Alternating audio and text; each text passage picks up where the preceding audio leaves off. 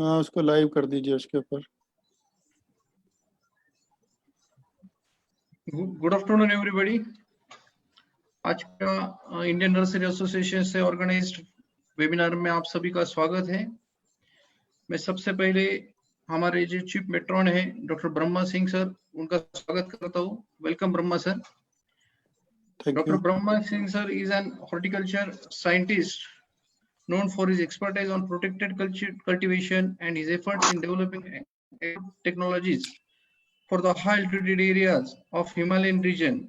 The government of India honored him in 2014 by awarding him the Padma Shri, fourth highest civilian award for his contribution to the field of science and technology.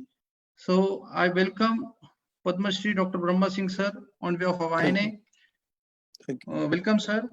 Thank you जी। उसके साथ साथ आज जो हमारा subject है lawn management, उसके लिए हमारे साथ जो 3 स्पीकर जुड़े हुए हैं, doctor Mukesh Patel, assistant professor NAU Navsari Gujarat, doctor Hardik Shah, assistant professor NAU Gujarat, and doctor Manish Sharma from Sardar Kushinagar Dantiwada university से। सो मैं इन तीनों स्पीकर्स का आईएनए की ओर से स्वागत करता हूं। साथ साथ जो आज हमारे पार्टिसिपेंट्स हैं उनका भी मैं तहे दिल से इंडियन नर्सरी एसोसिएशन की तरफ से स्वागत करता हूं। Thank you sir.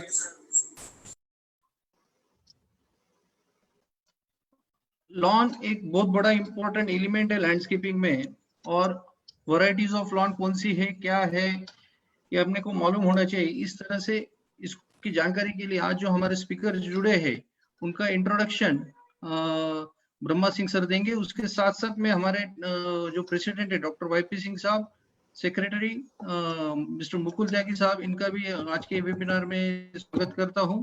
और ब्रह्मा सर से रिक्वेस्ट करता हूं कि please introduce our first speaker doctor Mukesh Patel. Over to you Brahma sir.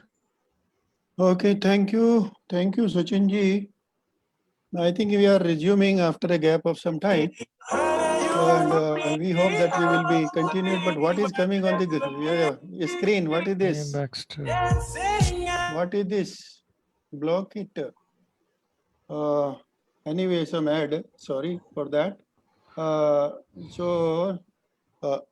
This webinar is on lawn. Very important one, no? The first speaker, as Mr. Sachin sir told, Dr. Mukesh Kumar Amrut Bhai Patel. He is PhD in horticulture, specialization in floriculture and landscape architecture. Good one, befitting one. And he is teaching at APSI College of Horticulture and Forestry at Navsari Agriculture University, Navsari, Gujarat. And he has got a rich experience on lawn or floriculture or management of turf grasses. He is teaching several courses on landscaping and ornamental gardening. He has got certain awards to his credit as budding and budding scientist award. Budding scientist award he got. Sorry, just a minute. Let me just silent. It's gone. There's a budding scientist award for the best thesis. So we congratulate him, and then he has written several manuals also, besides getting a number of awards and first prizes in number of these presentations, say National Symposium on Horticulture in variegated of climate change and urban environment. In this webinar, he got some good award. Then he has got publication to his credit, such as teaching manuals, research papers, number of research paper he has published, a good number of papers in book journals. Then popular article he has written. he has written book chapters also, quite a good number, 6 or 7. Then he has written books also, 4 books, good. I think, and then several folders, as you know that, and he has presented the lead papers also, and certain seminar and symposium, and he is handling a project on model nursery for ornamental plants. So let us say here his experience and what his advice is about the lawn, making the lawn. I think the first thing about the lawn, how to go about, are the turf grasses. With these words, I invite Mukesh ji to give his presentation. Mukesh ji. Okay, sir.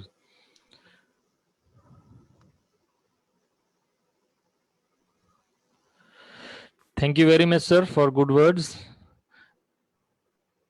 First of all, I am very thankful to this association for giving me a very good opportunity to speak about this turf grass, and it is my immense pleasure to present over here. We will start directly. Oh yeah, go ahead. Okay, sir. So I will my language will be Hindi में बात करेंगे sir. अच्छी बात है. Okay. आप गुजराती का भी इस्तेमाल कर सकते हैं. Okay sir, okay sir. तो आज का मैं पहले तो मैं तहे दिल से आपका सर और आपके एसोसिएशन का मैं आभार व्यक्त करता हूं और सीधे मेरे टॉपिक पे आता हूं. मेरा जो टॉपिक है आज का, turf grass introduction, classification and establishment. मित्रों, अगर हम टर्फ की बात करें, अगर टर्फ की हम बात करें तो टर्फ ग्रास जो है वो एक कहा जाता है कि हार्ट ऑफ द गार्डन, हम उसे एक हार्ट ऑफ द गार्डन कहते हैं. और ये जो टर्फ है वो गार्डन में, नॉट ओनली इन गार्डन में नहीं, लेकिन दूसरी जगह पे भी बहुत अच्छा रोल प्ले करता है. तो उसकी अगर हम डेफिनेशन की बात करें तो कोई भी प्लांट एक ग्रास स्पीसीज का है जो पोएसी फैमिली से आता है और बहुत बड़ी जनेरा है, 600 से 700 जनेरा है. एक्चुअली ये जो टर्फ वर्ड आया हमारे संस्कृत वर्ड से आया है, जो दुर्बस, जिसका संस्कृत वर्ड है दरबस, और उसी के नाम पे से ये टर्फ वर्ड दिया गया है. तो करीबन उसमें अर्थ का 20% एरिया उसका कवर करता है ये, और बहुत सारी स्पीसीज है ऑल ओवर दी वर्ल्ड. जैसे कि हम कहीं भी जाए, अगर आप कूल सीजन में जाए तो कूल सीजन के एरिया है, वहां पे भी आपको टर्फ मिलेगी कूल सीजन की. अगर हमारे वार्म और ह्यूमिड क्लाइमेट में आएगी भी आपको टर्फ ग्रास मिलेगी. अगर उसके स्ट्रक्चर की बात करें तो हम पहले उसका स्ट्रक्चर जो है वो समझना बहुत ही इम्पोर्टेंट है कि ग्रास, हम जानते हैं कि बाम्बू भी एक ग्रास है. तो ये ग्रास दोनों तरह से उसका ग्रोथ होता है. अपराइट ग्रोथ भी होता है जिसे हम टीलर्स कहते हैं, और उसके लीफ को लीफ ब्लेड कहते हैं, और जो जिसका रूट से अटैचमेंट होता है उसको हम क्राउन पोर्शन कहते हैं.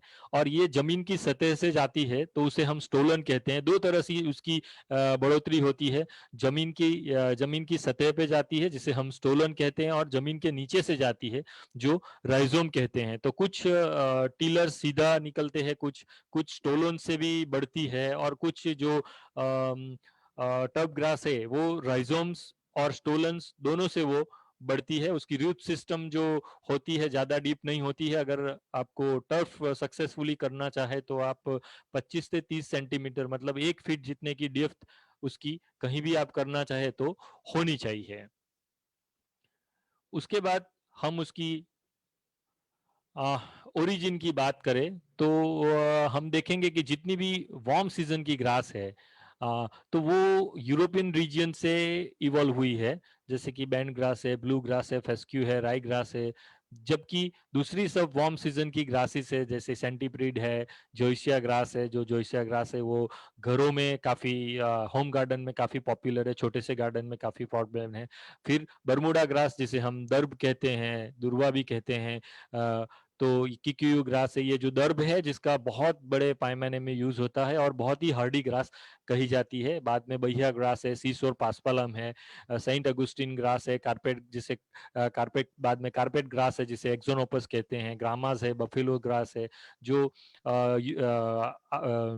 खास करके अमेरिकन रीजन में कॉन्टिनेंट में वो डेवलप हुई है, वहां से वो ओरिजिनेट हुए हैं। अगर क्लासिफिकेशन की बात करें तो उसकी 3 तरह से उसके क्लासिफिकेशन दिए गए हैं। उसकी यूटिलिटी के हिसाब से दिए गए हैं, बाद में उसकी ग्रोथ हैबिट के हिसाब से दिए गए हैं, और बाद में उसकी टेम्परेचर रिक्वायरमेंट के हिसाब से उसकी क्लासिफिकेशन उसका दिया गया है। एक्सक्यूज मी मुकेश जी, आपने स्क्रीन शेयर किया क्या? किया है सर। नहीं आ रहा है। एक मिनट। और मंजीत जी थोड़ा कुछ करिए, क्या बात है, स्क्रीन पर कुछ नहीं आ रहा है। Mukesh has started screen sharing, that's all. बाकी स्क्रीन पे आ नहीं रहा है। कुछ लोगों की कंप्लेंट भी आई है चैट के अंदर। मुकेश सर, मेरे ख्याल से आप ना अपना शेयर स्क्रीन वापस बंद करें और वापस से शेयर करें। ऐसा करूं? हाँ, बंद करके फिर से शुरू करिए। ओके। और थोड़ा पूछ लीजिएगा कि दिखाई दे रहा है क्या। Okay okay.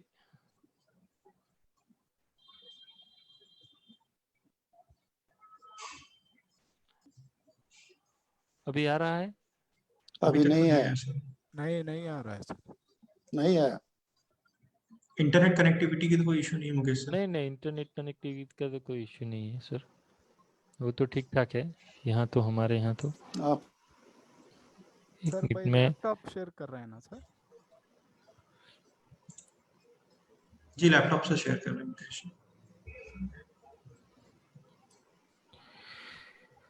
रीशेयर करिए। हाँ मैं रीशेयर करता हूँ, एक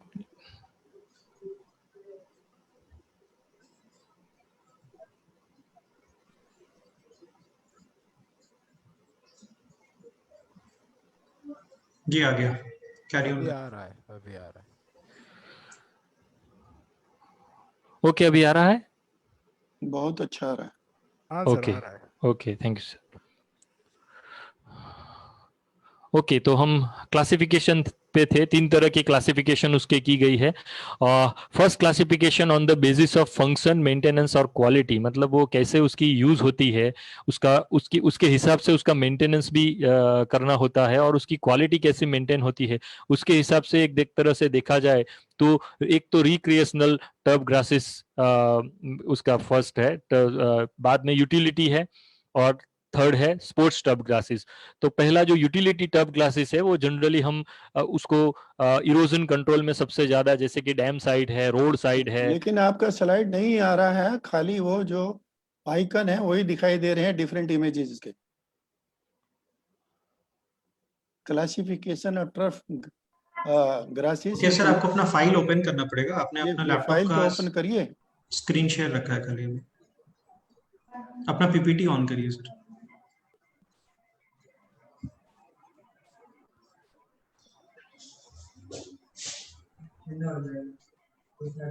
अभी ठीक है? नहीं, पीपीटी नहीं है अभी तो वही आइकन दिखाई दे रहा है। मुकेश भाई शेयर કરીને आखी स्क्रीन शेयर करो। एक मिनट। आखी स्क्रीन शेयर करो।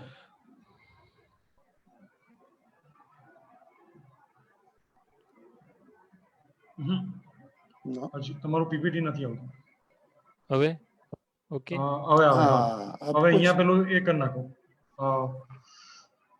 आप यहाँ पे okay okay now it's coming sir, it's coming. Okay okay okay, it's good. Thank you for sorry for इनकन्वीनियंसी।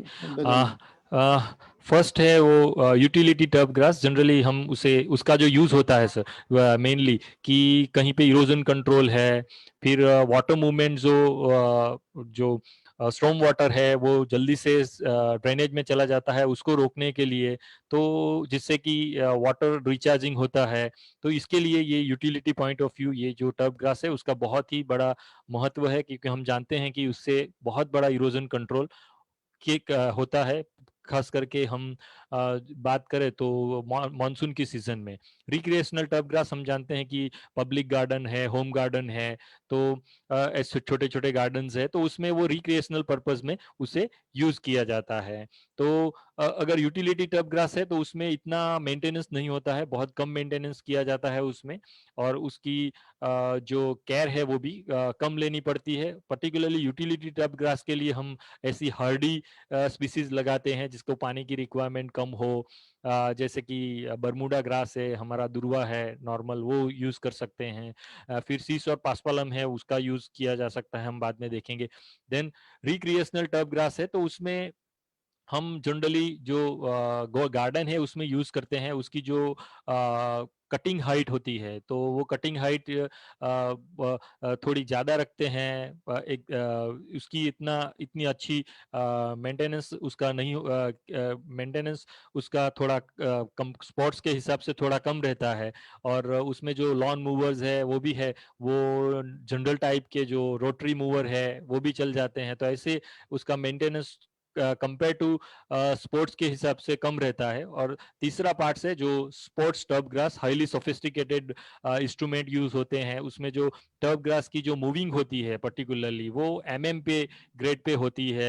Helical movers होते हैं, बहुत बड़े बड़े मूवर्स, गैंग मूवर्स होते हैं, तो ऐसे मूवर्स का उपयोग किया जाता है। और उसका जो क्योंकि उसमें वेयर एंड टेयर भी बहुत होता है तो उसका जो मेंटेनेंस है वो भी बहुत बढ़ता है, और उस साथ में उसकी क्वालिटी होती है, जैसे कि टर्फ की क्वालिटी के लिए टर्फ ग्रास की स्पीसीज है वो हाइब्रिड बरमूडा है, टिप ड्वार्फ है, टिफ वे है, टिफ 419 है, तो ऐसी हाईली सोफिस्टिकेटेड टर्फ यूज की जाती है जो काफी कॉस्टली भी होती है।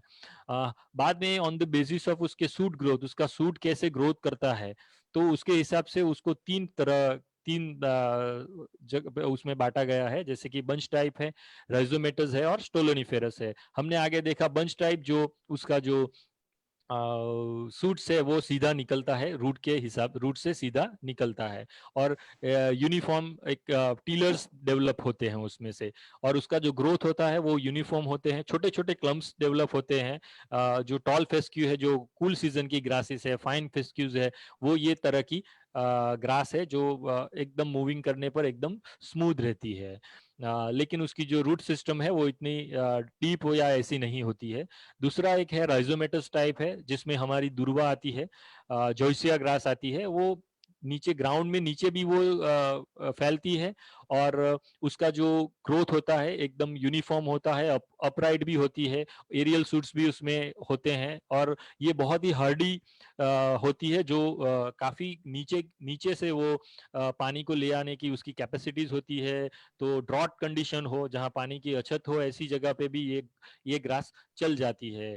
बाद में दूसरी तीसरी है जो स्टोलोनिफेरस टाइप्स कहा जाता है, वो बिलो ग्राउंड सीधा लेटरल सूट्स के हिसाब से वो निकलती है। आप पिक्चर्स में देख सकते हैं कि भाई जमीन की सतह पे वो चलती है। तो ऐसी ग्रास है जो हमारे यहाँ पाई जाती है, सेंट अगुस्टीन है, फिर वार्म सीजन की है क्रिपिंग, कूल सीजन की है क्रिपिंग बैंड ग्रास है, फिर दूसरी एक है सेंटीपीड ग्रास है। तो ये जो है वो तीन टाइप के ये हुए on the basis of temperature. तो उसकी टेम्परेचर रिक्वायरमेंट के हिसाब से उसको कूल सीजन और वार्म सीजन ग्रासेस में उसे बांटा गया है। तो ये कूल सीजन ग्रास है जो 15 से 24 डिग्री सेंटीग्रेड में वो होती है, जो ठंड में, पर्टिकुलरली जो ठंडे एनवायरनमेंट है, टेम्परेट रीजन है, वहां पे वो ये ग्रास पाई जाती है। दूसरी एक ग्रास है वार्म सीजन ग्रासेस, जो ज्यादातर ऑल ओवर द वर्ल्ड के एरिया में पाई जाती है, जो कि हमारे यहाँ भी वो ज्यादा उसका एरिया है, जो वो 21 से 35 डिग्री टेम्परेचर में वो काम करती है। कूल सीजन ग्रासेस में है टॉल फेस्क्यू, फाइन फेस्क्यू, राई ग्रास है, केंटुकी ब्लू ग्रास है, बैंड ग्रास है। वार्म सीजन ग्रासेस में हमारी कॉमन बरमूडा है, बाद में हाइब्रिड बरमूडा है, बहुत बरमूडा की बहुत सारी ऐसी स्पीसीज हाइब्रिड्स निकाले गए हैं, जैसे कि हाइब्रिड सिलेक्शन 1 है, जो साउथ अफ्रीका से निकाली गई है।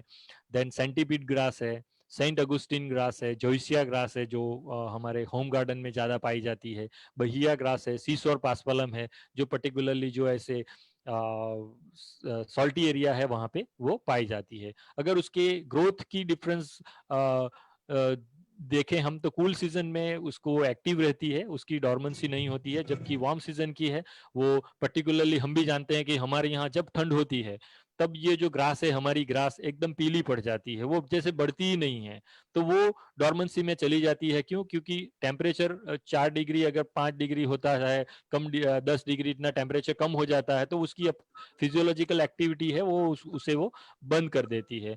जो और कूल सीजन की है जब फ्रोजन टेम्परेचर होता है तभी वो डॉर्मेंसी में जनरली जाती है, बाकी थ्रू आउट द ईयर वो ग्रीन ही रहती है। उसमें मेंटेन कलर मेंटेन होता है, हमारे यहाँ कलर का वेरिएशन होता है। हमें मिड समर में देखे तो विगरस कलर हमें पाया जाता है, वो फोटो पीरियड ज्यादा होता है तो कलर उसके बहुत अच्छे आते हैं, जबकि ठंड में उसके कलर डल हो जाते हैं, तो ये पाया जाता है। तो विगरस ग्रोथ पर्टिकुलरली स्प्रिंग और फॉल में कूल सीजन की पाई जाती है, जबकि यहाँ पे स्प्रिंग और फॉल में उसकी जो ग्रोथ होती है वो थोड़ी डल हो जाती है।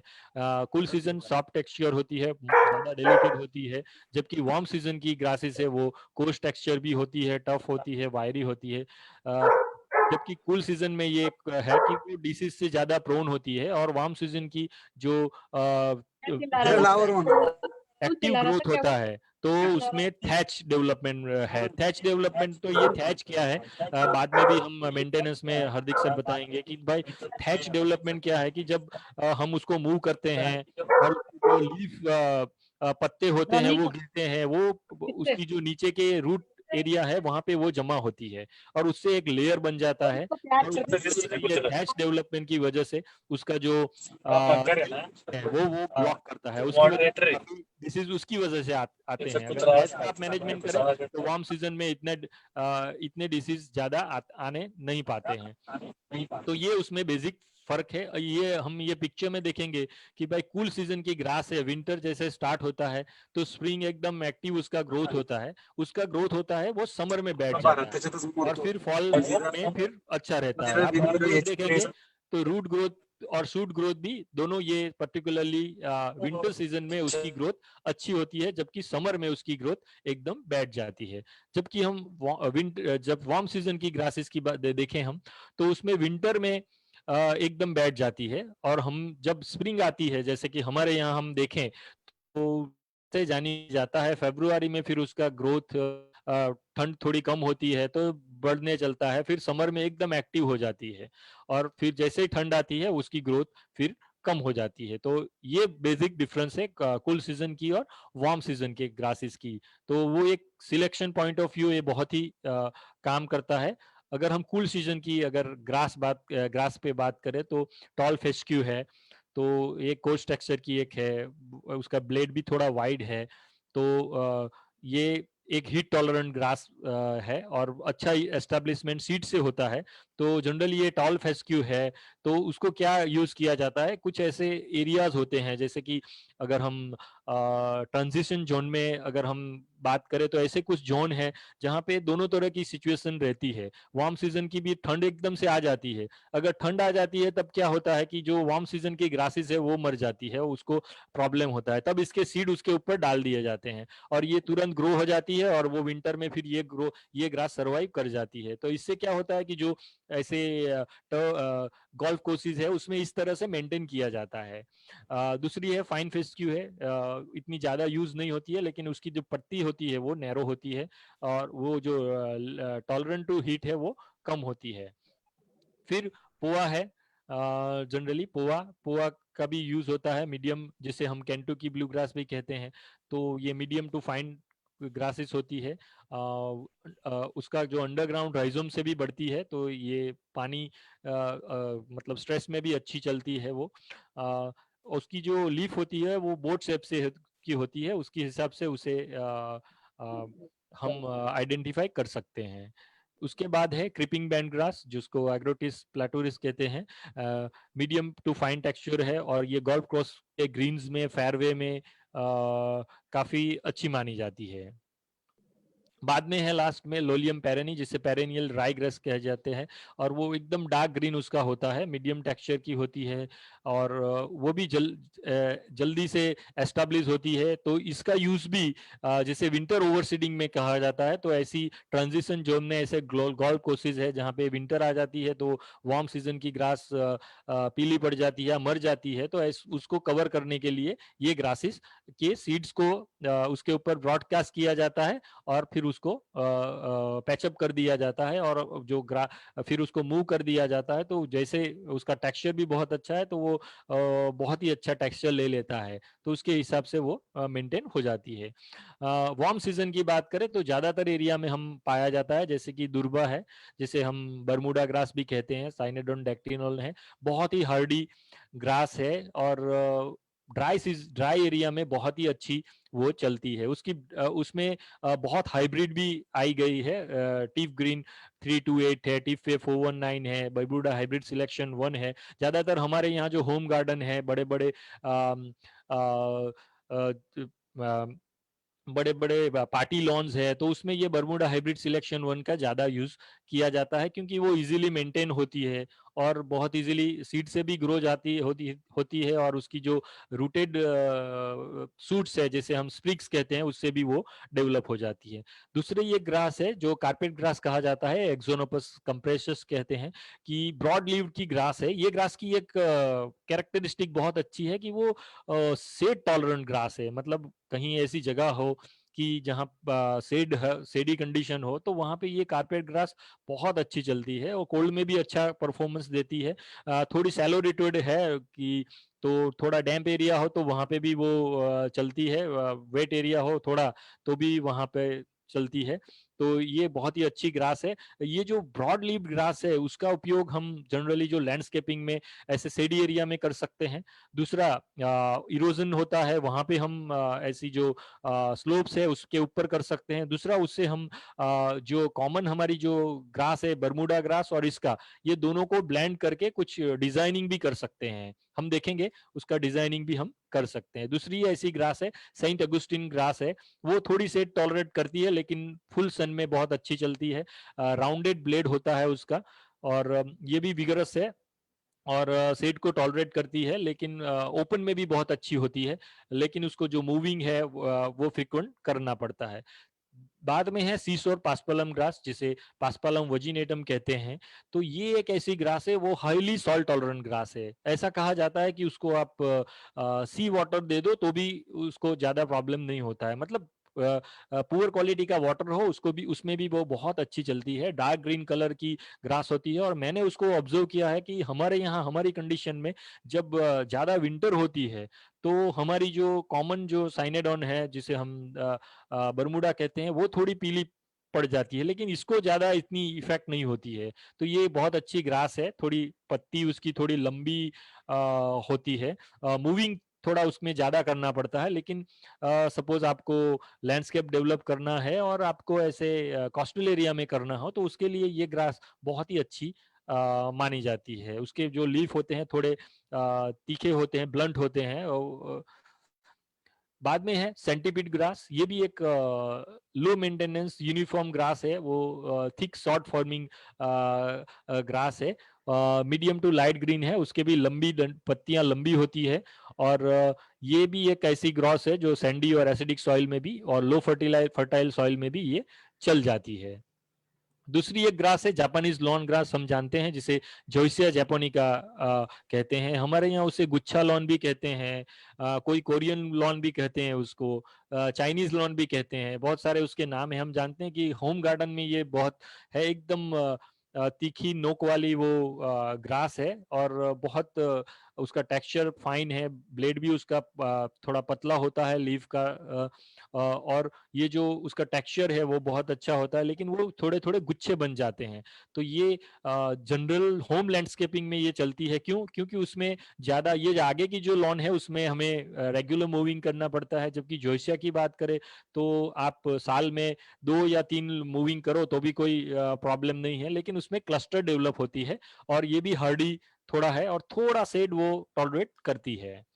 बाद में बहिया ग्रास है जिसे पार्सपलम नोटेटम कहते हैं, ये भी एक वार्म सीजन की ग्रास है और ड्रॉट में भी वो चल जाती है। और उसका मेंटेनेंस भी कम है, उसको मूविंग भी इतने ज्यादा नहीं होता है और इंसेक्ट पेस्ट के भी उसको इतनी ज्यादा इफेक्ट नहीं होती है। दूसरी एक है जोइसिया टेन्यूफोलिया जिसे मैक्सिकन ग्रास कहते हैं, फाइन टेक्सचर है, ये भी जोइसिया जैपोनिका जैसे ही है लेकिन उसके पॉइंटेड लीव्स थोड़े ज्यादा होते हैं एज कम्पेयर टू जापानिका के हिसाब से। और अर्बन लैंडस्केपिंग में ये भी चलती है, काफी चलती है, इसकी वैल्यू ज्यादा चलती है। अब हम आएंगे टर्फ एस्टाब्लिशमेंट। तो मित्रों टर्फ एस्टाब्लिशमेंट एक बहुत ही चैलेंजिंग, एक तरह से देखा जाए तो चैलेंजिंग जॉब है।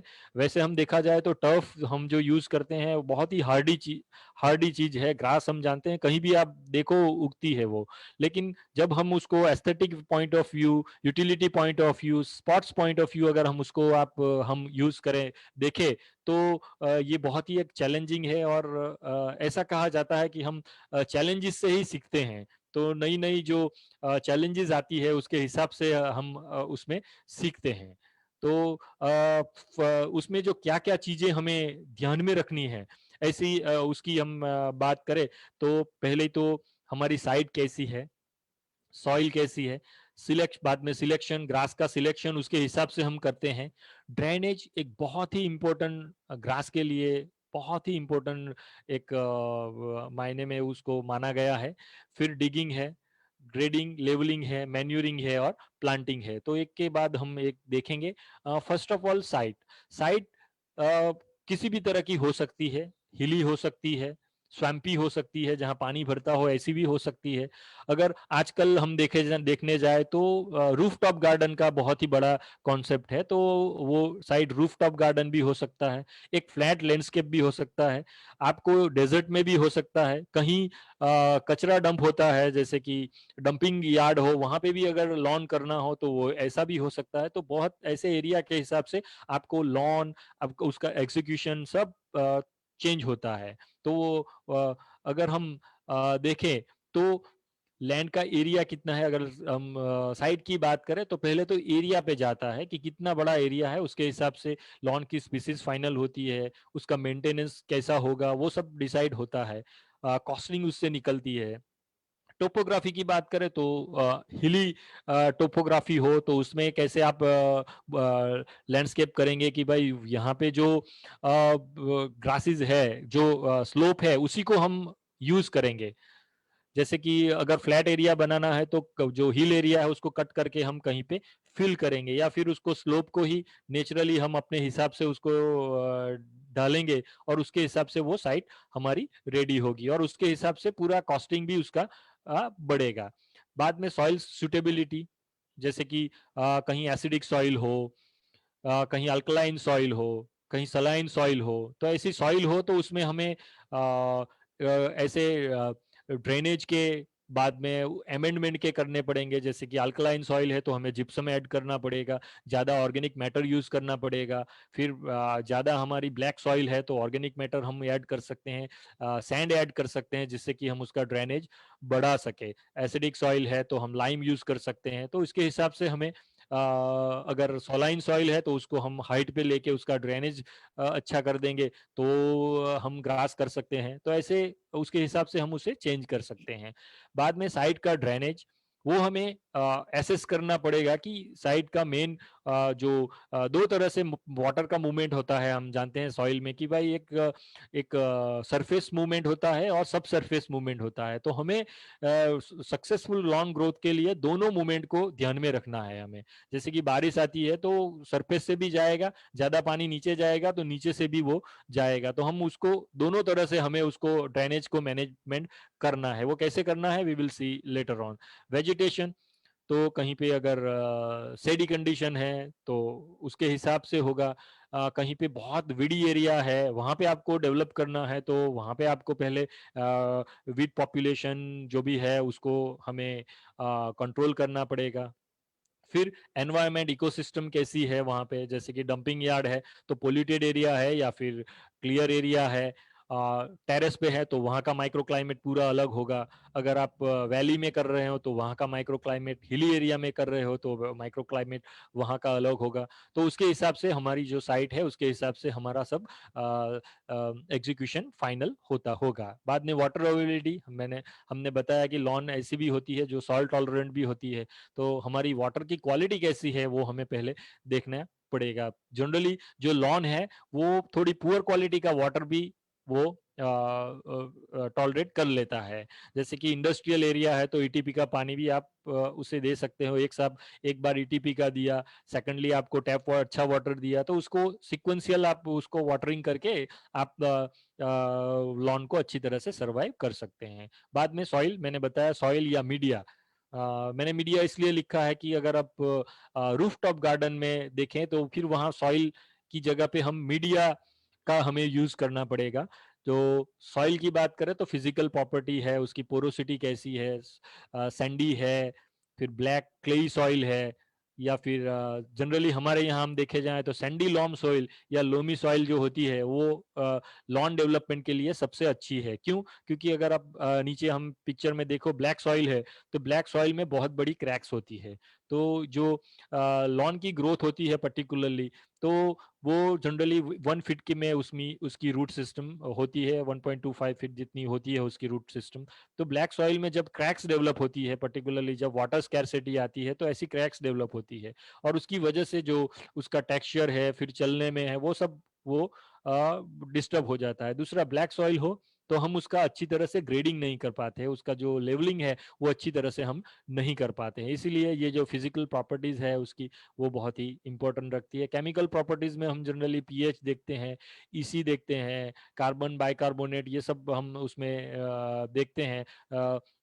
कुछ इम्प्योरिटीज हो वो देखते हैं हम, हैवी मेटल्स है तो वो देखते हैं, इंडस्ट्रियल एरिया में देखना पड़ता है। उसके हिसाब से हम सॉइल अमेंडमेंट्स यूज कर सकते हैं। मैंने बताया कि सलाइन सॉइल है, अगर वहाँ पे सॉल्ट का प्रॉब्लम है तो ड्रेनेज आपको अच्छा करना पड़ेगा। वो भाग को आप, वो एरिया को आपको हाइट पे लेके उसमें नीचे से आप सब सरफेस इरिगेशन, सरफेस ड्रेनेज या फिर नॉर्मल ड्रेनेज को आप ट्रेंच ग्रो करके वो आप कर दो तो जो सॉल्ट है वो ड्रेन में आ जाएगा और ऐसे वो रिक्लेम हो सकती है। तो वो एक यूज कर सकते हैं। अगर आपकी सॉइल सोडिक है, सॉइल है जहाँ जिसमें सोडियम ज्यादा है, तो ऐसी कंडीशन में आप जिप्सम का यूज कर सकते हैं, जो सोडियम को वो निकालेगा और आपकी सॉइल की जो फिजिकल कंडीशन है वो भी अच्छी रहेगी। उस ऐसी सॉइल में आप ज्यादा ऑर्गेनिक मैटर यूज कर सकते हो, जैसे कि प्रेसमड आप यूज कर सकते हो जो बल्कि है, तो वो सॉइल को आपकी अच्छी करेगा।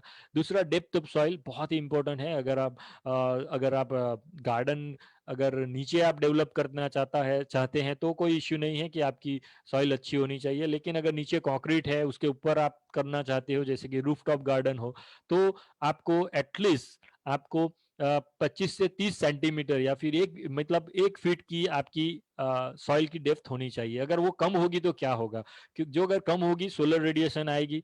अगर मान लो आपने 6 इंच में ही लॉन मिट्टी भर के लॉन डाल दी है, नीचे कंक्रीट है, तो जब टेम्परेचर बढ़ेगा तो नीचे के एरिया भी हीट होगा तो वाटर लॉस जल्दी हो जाएगा। आपने पानी दिया है फिर भी वो आफ्टरनून में तो तुरंत वो पानी निकल जाएगा। तो ऐसी सॉइल इतनी डेप्थ कम हो तो जो आपकी लॉन है वो सक्सेसफुली ग्रो नहीं कर पाओगे आप।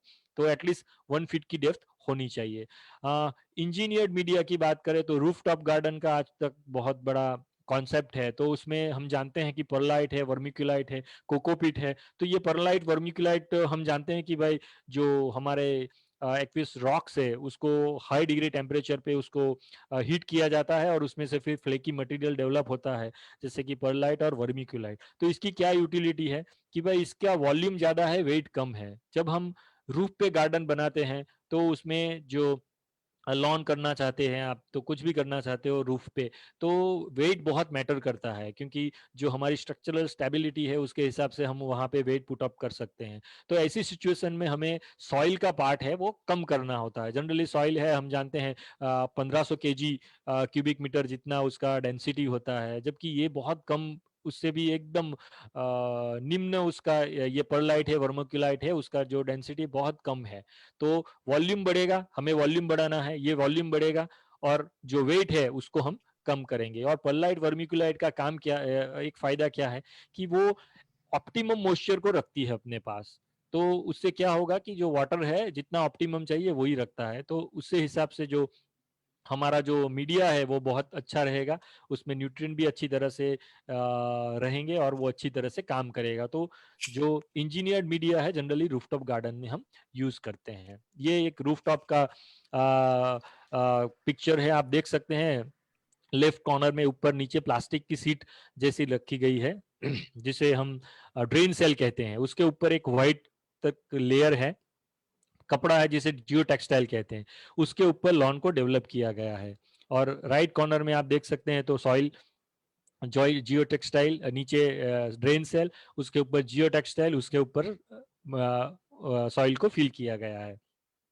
और ये गार्डन आप नीचे देख सके जो रेडी जो रूफटॉप गार्डन है, जो ऐसे इंजीनियर्ड मीडिया को यूज करके डेवलप किया गया है। उसके प्रोपोर्शन आप रख सकते हैं, परलाइट, वर्मिक्यूलाइट, कोकोपीट, सॉइल, उसके जो लोड बेयरिंग कैपेसिटी हिसाब के उसके हिसाब से कॉस्टिंग भी आता है। तो ये एक वो पूरा आपको कैलकुलेट करना पड़ेगा। तीसरा है सिलेक्शन ऑफ ग्रास, बहुत ही इंपॉर्टेंट है। जैसे कि ये पिक्चर में आप देख सकते हैं तो इसमें साइनाडोन भी है। ये जो बर्ड का व्यू है उसमें हमने सेंटीपीड ग्रास लगाई है, तो वो टेक्सचर का डिफरेंस दिखा सकती है। बात दूसरे पिक्चर में हमने बर्ड बाथ रखा है, तो ये जो बर्ड बाथ है उसमें हमने स्टेनोटोफोरम लगाया है और साइड में साइनेडोन है, हमारा सिलेक्शन 1 है। तो इसके हिसाब से आप उसकी ऐसी एस्थेटिक पॉइंट ऑफ व्यू आप ऐसे ब्रॉड लीव्ड और नैरो मतलब ब्रॉड लीव्ड और नैरो लीव्ड ग्रास को आप उसको ब्लेंड करके भी आप अच्छा लुक दे सकते हो। अगर सिलेक्शन ऑफ ग्रास की बात करें अकॉर्डिंग टू साइट, मैंने बताया आपकी साइट कैसी है, सॉइल कंडीशन कैसी है, उसके हिसाब से आपको ग्रास सिलेक्ट करना पड़ेगा। सपोज आपको सेडी एरिया में ऑलरेडी ट्रीज है, किसी ने बता दिया कि भाई यहाँ आपने लॉन करनी है, तो आपका लॉन सिलेक्शन आपको you will have to go for axonopus के लिए आपको जाना पड़ेगा।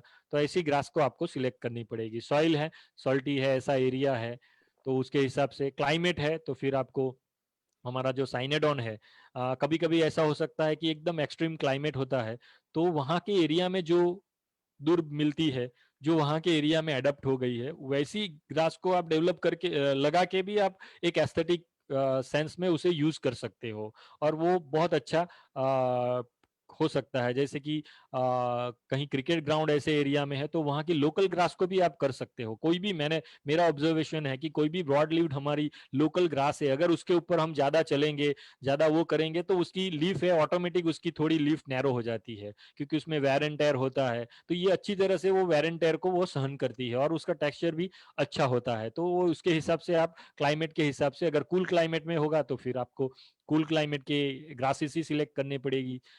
बाद में वाटर अवेलेबिलिटी एंड क्वालिटी, हमने बात की कि भाई सॉल्टी वाटर है तो आपको सीस और पास्पलम के लिए ही जाना पड़ेगा, वहाँ साइनोडोन आप यूज कर सकते हो। तो उसके हिसाब से आपको सिलेक्शन, ग्रास का सिलेक्शन करना होगा। बाद में एस्थेटिक पॉइंट ऑफ व्यू, नीचे आप देखो, मैंने देखा बताया कि भाई एस्थेटिक कुछ ऐसा कुछ ऐसे प्लांटर्स, इसकी बॉर्डर बना के प्लांटर्स बनाना हो तो आप इसको यूज कर सकते हो। जैसे कि ब्रॉड लीव और नैरो लीव को बहुत अच्छी तरह से आप गार्डन में ऐसे एस्थेटिक पॉइंट ऑफ व्यू आप यूज कर सकते हो। चौथा है ड्रेनेज है। तो हमारा ये एक कॉलेज का गार्डन था हमारे सामने ही, तो ये ड्रेनेज की बात करें तो ड्रेनेज बहुत ही इंपॉर्टेंट है। Drainage not only surface drainage but सब सरफेस ड्रेनेज भी इतना ही इंपॉर्टेंट है, क्योंकि उसकी जो लॉन में अगर पानी भरता है तो क्या होता है कि हमारी जो कोई भी ग्रास होती है वो सप्रेस हो जाती है। फिर क्या होता है, जो वीड्स होते हैं पर्टिकुलरली जिसे हम चीडो हमारे यहाँ कहते हैं, साइप्रस रोटंडस कहते हैं, जो नीचे गांठ बनती है, और वो जो ग्रास है, जो ग्रास में ज्यादातर बहुत नॉक्सियस वीड माना जाता है, तो उसका उसका ग्रोथ तुरंत ही हो जाता है, तो आपकी जो वास्थेटिक लुक है वो भी बिगाड़ेगा और कॉम्पीट भी करेगा। तो ड्रेनेज इसीलिए बहुत ही इंपॉर्टेंट है। ये राउंड में बताया गया है कि एक चैम्बर बनाया है, तो ये ये सब पिक्चरल उसमें बताया है कि भाई ये सब चैम्बर्स बनाए हैं हमारे। जो ये जो नीचे का पोर्शन है वहां पे हमारा रोड है, मेन रोड है, और सामने तालाब है। तो एक्चुअली गार्डन का एरिया हाइट पे था और उसका पानी रोड पे आता था। फिर मुझे हमारे वाइस चांसलर ने ऐसे बताया कि भाई आपके गार्डन का पानी रोड पे नहीं आना चाहिए, एक्चुअली वो रूट था। तो हमने क्या किया कि सामने एक पॉन्ड बना दिया और गार्डन का पूरा पानी वो पॉन्ड में हम ड्रेनेज से हम ले गए, पाइप डाल के वो ड्रेनेज से ले गए। फिर हमने रिचार्ज पिट, लेफ्ट साइड पे आप देखेंगे हमने बहुत बड़ा रिचार्ज पिट बनाया है। तो वो पानी फिर अगर तालाब का, पॉन्ड का पानी ओवरफ्लो होता है तो वो रिचार्ज पिट में जाता है। फिर वहां से हमने एक, हमारी बैक साइड पे एक बहुत बड़ी नेचुरल हमारी कॉलेज की ड्रेन है, तो उसमें हमने फिर पाइपलाइन दे दी। तो ये पानी ऐसे पूरा यहाँ से उधर चला जाएगा। तो आपको सब सरफेस का भी, सरफेस ड्रेनेज का भी ध्यान रखना है और सब सरफेस ड्रेनेज का भी ध्यान रखना है। देखो ये इसमें हम देख सकते हैं कि ऐसे हमने चैम्बर्स बना के उसमें अंडरग्राउंड पाइपलाइन डाल के हमने वो सामने तालाब में हमने उसको डाइवर्ट कर दिया। तो इसी तरह से हमने ड्रेनेज देखना, ड्रेनेज को देखने के लिए हम लेवल, वो बाद में हम देखेंगे, लेवल बहुत ही इंपॉर्टेंट है। जो लेवलिंग जब करते हैं तो वो बहुत ही इंपॉर्टेंट है। सॉइल डिगिंग की बात करें हम, तो अगर हमारा होम एरिया हो तो हम छोटे से ऐसे इंस्ट्रूमेंट के यूज कर सकते हैं। मैन्युअली भी हम डिगिंग कर सकते हैं। तो जनरली हम जानते हैं कि अगर लॉन को डेवलप करना हो तो 1 फीट की जो सॉइल की डेप्थ है, तो वो बहुत ही इंपॉर्टेंट है। तो उतनी आपको कल्टीवेट करनी पड़ेगी जिससे कि जो सॉइल टर्न होगी।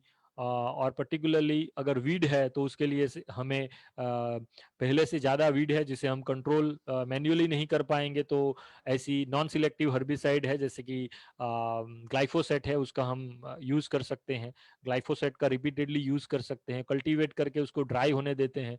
तो उससे हम वो जो वीड है उसको हम कंट्रोल, पहले हम उसको खत्म करके बाद में हम अपना वो स्टार्ट कर सकते हैं।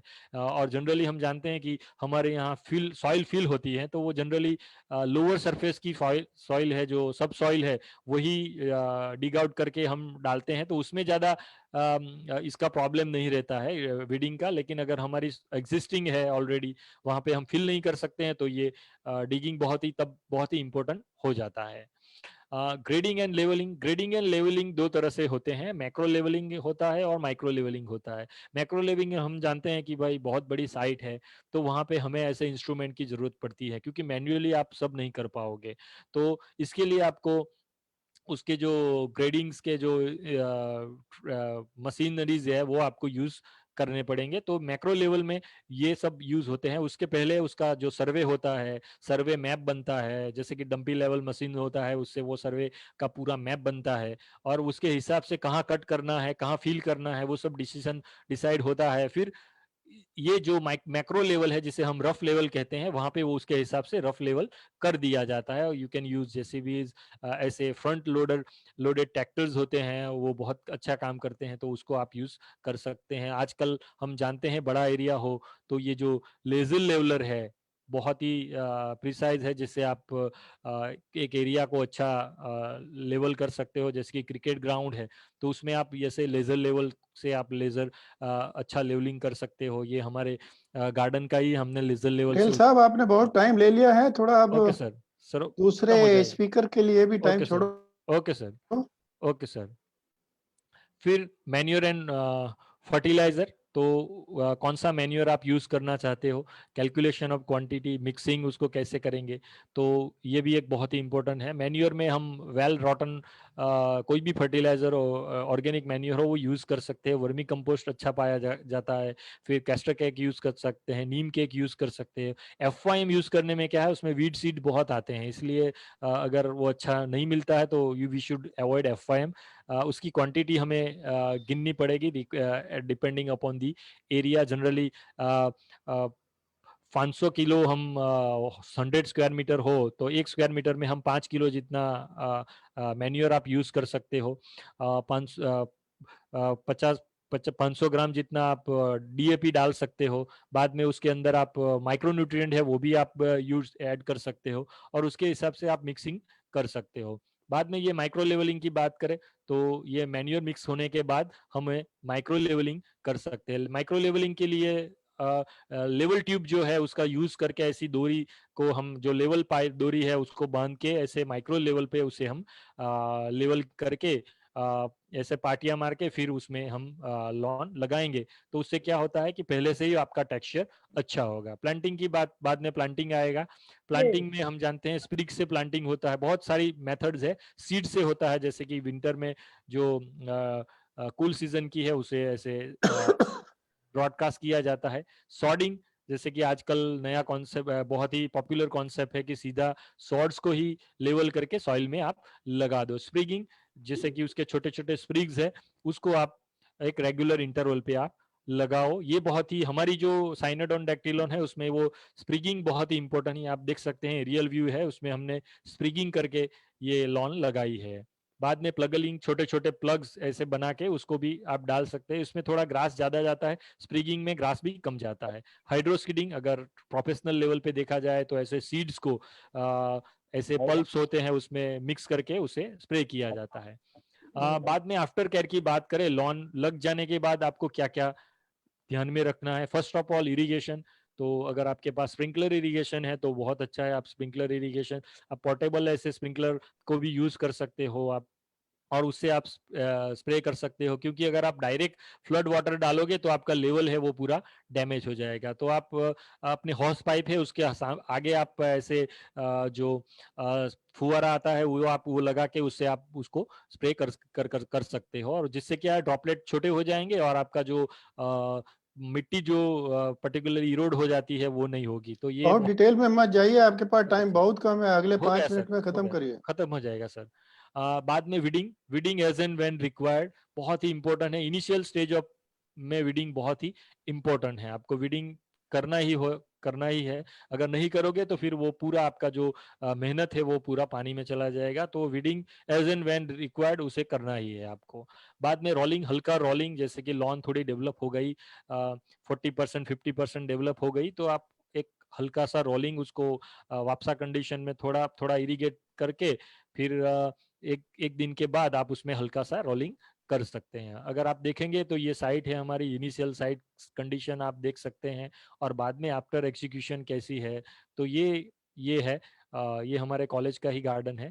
तो इसी के साथ मैं अपना वक्तव्य यहाँ पे समाप्त करता हूँ। आपने मुझे ये अपॉर्चुनिटी दी और आप सभी ने मुझे सुना, उसके लिए बहुत सारा धन्यवाद। Thank you. बहुत बहुत Thank- धन्यवाद, आपका प्रेजेंटेशन बहुत अच्छा था, quite informative, Thank you, lot sir. of details starting from a different type of grasses to what sort of a grass should be used or where and how the care is to be taken. Excellent, very Thank good. you, Those sir. who have Thank you, got sir. questions, they can put in that chat or question answer if it column is there. Otherwise, in chat they can put it. We will try to answer that. I think let us invite the next speaker. Next speaker is, if I am correct, Dr. Shah. Yes, Is it sir. not? Dr. Hardik Yes, sir. Shah. Yes, sir. हार्दिक शाह। हार्दिक शाह जी, आपका स्वागत है। you. आप assistant professor हैं उसी university में जिसमें हमारे पटेल साहब थे, Navsari agriculture university Navsari, and his specialization in ornamental horticulture and production technology of flowers or floriculture crops under protected cultivation. And he has got a good experience on turfing and turf management. Today, I think he will talk on about that his experience on the turf and turf management.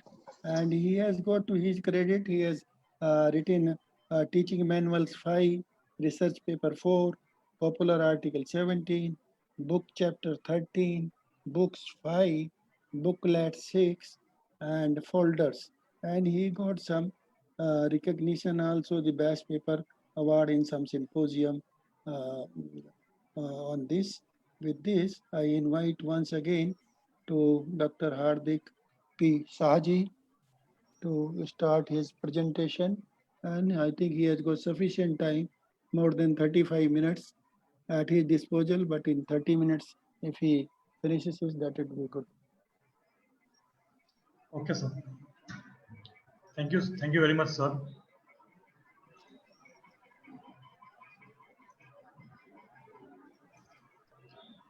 Okay, is it visible? Yes, yeah. fertilization. Okay. Okay. Good afternoon. Introduce your topic. Yeah. Good afternoon, one and all. Today my topic is tough management. अभी हमने देखा कि मुकेश भाई ने tough establishment के बारे में और सिलेक्शन ऑफ ग्रासेस के बारे में सब कुछ बताया है. नाउ उससे आगे चल के मतलब एक बार टर्फ एस्टेब्लिश हो गया उसके बाद टर्फ को मैनेज करना भी बहुत बड़ी बात होती है और बहुत ही ये जो होता है वो बहुत आसान बात नहीं होती है टर्फ को मैनेज करना. वैसे लगता है ऐसा है जब हम गार्डन में जाते हैं और ग्रास को देखते हैं तो हमें ऐसा लगता है कि भाई it is simply grass, but when it comes to the maintenance, जब हम मैनेज करने की बात आती है तो टर्फ को मैनेज करना सबसे ही मुश्किल काम है पूरे गार्डन में. तो आज उसके बारे में हम थोड़ा बहुत देखेंगे turf management. So this is the outline of the presentation. हम क्या क्या देखने वाले हैं इस प्रेजेंटेशन में. So will start with fertilisation कि किस तरह से हम उसमें फर्टिलाइजर्स देंगे, कौन सा फर्टिलाइजर्स देंगे, कैसे इरिगेशन करते हैं, पानी कैसे देते हैं टर्फ को. उसके बाद there are some cultural operations which is very much important. बहुत ही इम्पोर्टेंट कल्चरल ऑपरेशन है टर्फ में, जैसे कि मूविंग है, एरेशन है, टॉप ड्रेसिंग है, रोलिंग है एंड वीडिंग है. तो ये सारे जो ऑपरेशंस है उसके बारे में हम बात करने जा रहे हैं. क्या? तो फर्स्ट ऑफ ऑल फर्टिलाइजेशन. तो वी नो दैट हम सबको पता है कि ग्रास भी एक लिविंग थिंग है और जिस तरह से हर अदर लिविंग थिंग को खाने पीने के लिए मतलब खाना पानी चाहिए, उसी तरह ग्रास को भी कुछ ना कुछ खिलाना पड़ेगा. So nutrients are very much, nutrients जो होते हैं वो बहुत ही इंपॉर्टेंट होते हैं फॉर सक्सेसफुल टर्फ ग्रोइंग. अगर आपको सक्सेसफुली टर्फ ग्रो करना है तो न्यूट्रिएंट्स आपको अच्छी तरह से उसको देना पड़ेगा. तो ये जो फर्टिलाइजेशन है वो तीसरा सबसे इम्पोर्टेंट पहलू है टर्फ मैनेजमेंट का. After irrigation, irrigation is the foremost, irrigation सबसे इम्पोर्टेंट है, उसके बाद मूविंग और उसके बाद फर्टिलाइजेशन. सो लेकिन ये जो पहलू है वो बाकी की और दो के हिसाब में थोड़ा लेस टाइम कंज्यूमिंग है और इनएक्सपेंसिव है. सो हम सबको पता है कि नॉर्मली जो न्यूट्रिएशन है वो 3 डिफरेंट पार्ट में हम डिवाइड करते हैं. Micro nutrients, secondary nutrients, macro nutrients, secondary nutrients and micro nutrients. Nitrogen, phosphorus and potassium जो मैक्रो न्यूट्रिएंट्स है जिसकी हमें बहुत ही ज्यादा जरूरत होती है. उसके बाद आते हैं जो मीडियम क्वांटिटी में चाहिए, sulphur, calcium and magnesium. And उसके बाद आते हैं iron, manganese, boron, copper, zinc, molybdenum, protein, ये सब. तो ये सारे न्यूट्रिएंट्स अगर आप अच्छी तरह से एक अच्छी क्वांटिटी में आप टर्फ को देंगे तो आपकी टर्फ अच्छे से फ्लोरिश करेगी. सो ये पूरा न्यूट्रिएंट बैलेंस स्कीम है कि हाउ दिस थिंग्स, मतलब हमें टर्फ को न्यूट्रिएंट कैसे देना है. सो इनपुट क्या करेंगे हम, तो सबसे पहले तो हम फर्टिलाइजर देंगे, जो भी वो एक इनपुट होगा. जो एटमॉस्फेयर में से डिपोजिशन होगा वो भी एक इनपुट होगा और कुछ ऑर्गेनिक रेसिड्यू होगा. जैसे कि हमने मूविंग किया तो मूविंग करने के बाद जो क्लिपिंग्स होगी वो टर्फ में ही जाके गिरेगी, तो वो डिपोजिशन ऑफ ऑर्गेनिक रेसिड्यू होगा. तो ये सारा इनपुट है जो प्लांट अवेलेबल जो न्यूट्रिएंट पूल में जाएगा. और उसके बाद हम क्या उसमें से बाहर निकालेंगे, जो टर्फ होती है वो बाहर क्या निकालती है. तो जो क्लिपिंग्स हम रिमूव करते हैं टर्फ ग्रास में से उससे हम सारे ये न्यूट्रिएंट्स बाहर निकालेंगे. जो गैसियस लॉस होता है वो भी लॉस है. देन कुछ जो न्यूट्रिएंट्स होते हैं वो अनअवेलेबल फॉर्म में चले जाते हैं, वो भी एक लॉस है. और जब हम पानी देते हैं तब जो लीचिंग होता है उसमें भी बहुत सारे न्यूट्रिएंट लीच आउट हो जाते हैं. तो ये सारे लॉसेस है. अभी सबसे इम्पोर्टेंट जो बात है वो है फर्टिलाइजर एप्लीकेशन कैसे होना चाहिए. तो उसकी फ्रीक्वेंसी और इंटेंसिटी जो है वो बहुत सारे जीनोटाइपिक और एनवायरमेंटल फैक्टर्स पे डिपेंड होती है. जैसे कि जैसे मुकेश भाई ने बताया वार्म सीजन और कूल सीजन के लिए अलग अलग ग्रास है, वैसे ही कूल सीजन और वार्म सीजन के लिए हमें फर्टिलाइजेशन शेड्यूल भी अलग अलग फॉलो करना पड़ेगा. जैसे अगर आपके गार्डन में लॉन को सनलाइट कम मिलती है देन आपके गार्डन में आपके लॉन में नाइट्रोजन का यूज कम होगा। सो ये सब चीजें हैं कि जो हमें ध्यान में रखनी है। दूसरा जो क्लिपिंग रिमूवल है, बहुत सारी जगह पे ऐसा होता है कि जब लॉन में मूविंग हो जाता है उसके बाद जो क्लिपिंग्स बाहर आते हैं उसको रिमूव करके उसको इकट्ठा करके बाहर फेंक दिया जाता है। अगर आपने क्लिपिंग रिमूवल किया तो आपकी फर्टिलाइजेशन की जो नीड है वो ज्यादा हो जाएगी। फिर मूविंग की हाइट है वो प्लांट के ग्रोथ को अफेक्ट करती है, तो मूविंग की हाइट के हिसाब से भी आपका फर्टिलाइजर रिक्वायरमेंट बढ़ सकता है, कम हो सकता है। और कुछ ग्रास की जीनोटाइपिक कैरेक्टर भी होते हैं, जैसे कि रेड फेस्क्यू ग्रास है और सेंटीपेड ग्रास है, उसको दूसरे ग्रास के हिसाब से कम फर्टिलाइजर्स चाहिए, जबकि बाकी के जो ग्रासेस हैं उसको मीडियम और हाई फर्टिलाइजर्स चाहिए। अच्छा, अभी फर्टिलाइजर फ्रीक्वेंसी किस तरह से रखनी चाहिए? सो बेसिकली मतलब जो आदर्श जो स्थिति बोलते हैं, हम उसे आदर्श फर्टिलाइजेशन प्रोग्राम बोलते हैं, उसमें तो छोटे क्वांटिटी में, कम क्वांटिटी में फर्टिलाइजर हर दूसरे या तीसरे महीने में देना चाहिए, तो हर वीक देना चाहिए।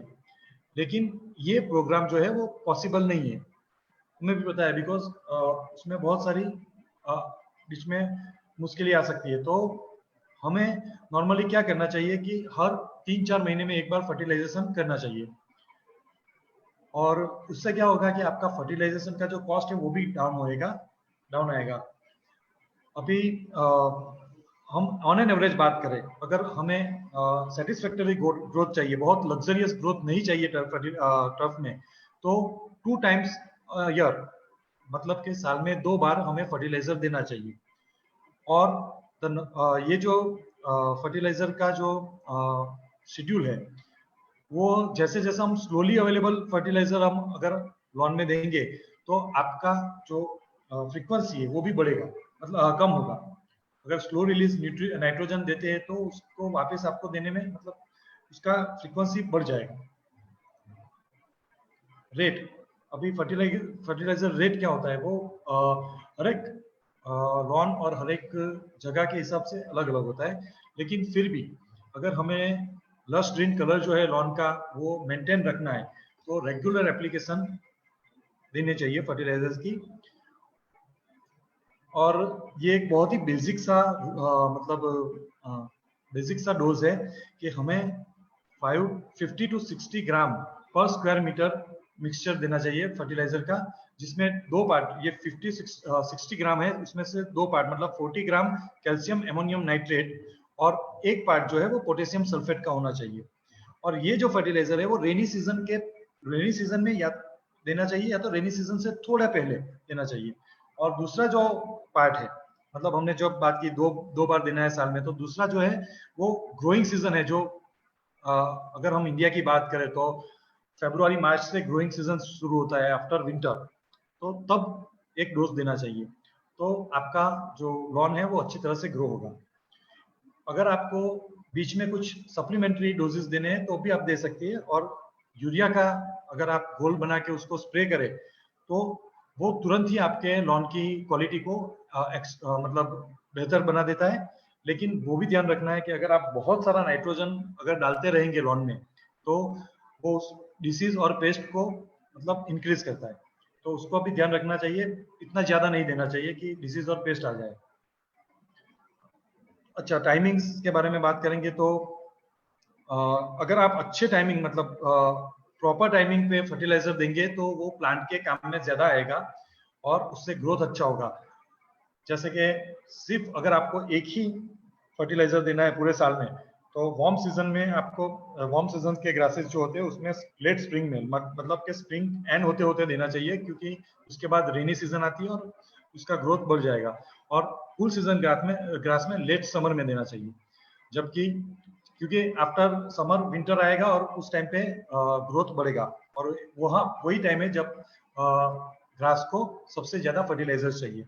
और अगर सेकंड एप्लीकेशन करनी है तो वार्म सीजन में समर के बीच में, मतलब अर्ली टू मिड समर, क्योंकि वार्म सीजन में ग्रोथ ज्यादा रहेगा और कूल सीजन में मिड टू लेट स्प्रिंग, मतलब जब फुल सीजन अराइव करती है तब। तो ये है टाइमिंग, फर्टिलाइजर टाइमिंग।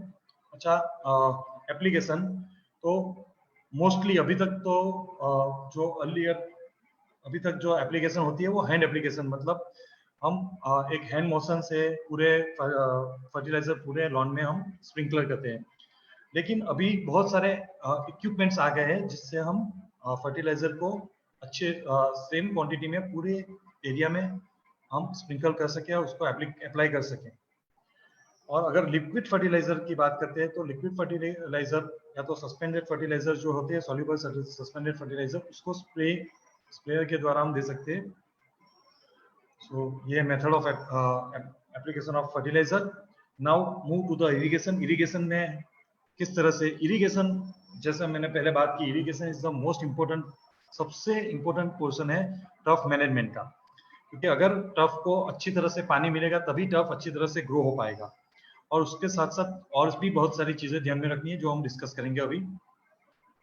तो व्हाट इज बेसिकली इरिगेशन क्या होता है? तो इरिगेशन होता है आपके प्लांट्स को, आपके प्लांट्स के रूट जोन में मॉइस्चर को सप्लाई करना, जिससे आपका ग्रास अच्छी तरह से ग्रो हो सके। और ये जो हमने फर्टिलाइजर वगैरह जो दिए हैं, उसके कुछ रेसिड्यूज, उसके कुछ जो पार्ट होगा वो उसके लीफ वगैरह पर भी गिरा होगा। अगर आप अच्छी तरह से इरिगेशन करेंगे तो वो भी सारा वॉश आउट हो जाएगा। इवन आपके लॉन के ऊपर डस्ट डिपोजिशन भी होता है, तो इरिगेशन से हम उसको भी क्लियर कर सकते हैं। और अगर हॉट डेज, मतलब बहुत ही ज्यादा गर्मी है, वहां पे हम इरिगेशन करेंगे तो टर्फ ग्रास का जो मतलब वहां का जो टेम्परेचर है पूरे ग्राउंड का या तो लॉन का, वो भी हम ऑल्टर कर सकते हैं, उसको हम कूल डाउन कर सकते हैं। So this are the some sort थोड़ी बहुत चीज थी इरिगेशन के बारे में।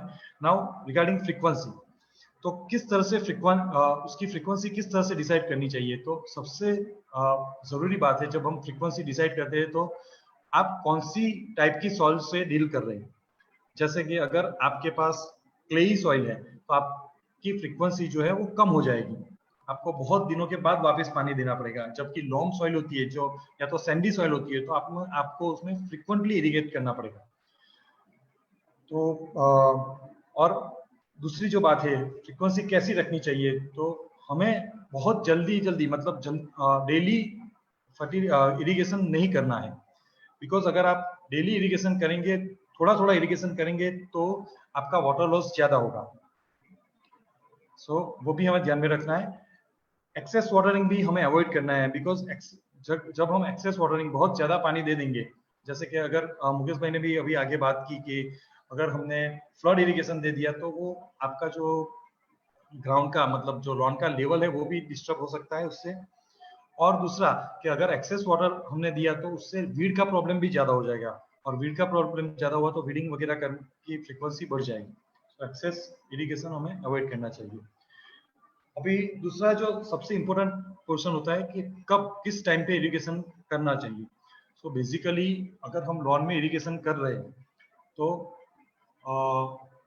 जब बहुत हॉट समर होता है, एट दैट टाइम, जब बहुत गर्मी ज्यादा होती है, तब मिड डे में, मतलब 12 से 3 के बीच में हमें इरिगेशन करना चाहिए, जिससे आप अपने टफ ग्रास को स्कैल्डिंग इफेक्ट से बचा सके, और जो एटमॉस्फेरिक हीट जो इतनी ज्यादा बढ़ गई उसको भी कम कर सके। और इसी तरह लेकिन मिड डे में इरिगेशन करने से आपकी इवापोरेशन लॉस बहुत ही ज्यादा हो जाएगी। सो बेसिकली हमें इरिगेशन करने के लिए शाम का वक्त लेना चाहिए, जब मतलब आफ्टर इवनिंग, सनसेट हो जाने के बाद हमें इरिगेशन करना चाहिए। इरिगेशन कैसे करना चाहिए, मतलब उसकी फ्रीक्वेंसी भी कैसे रखनी चाहिए कि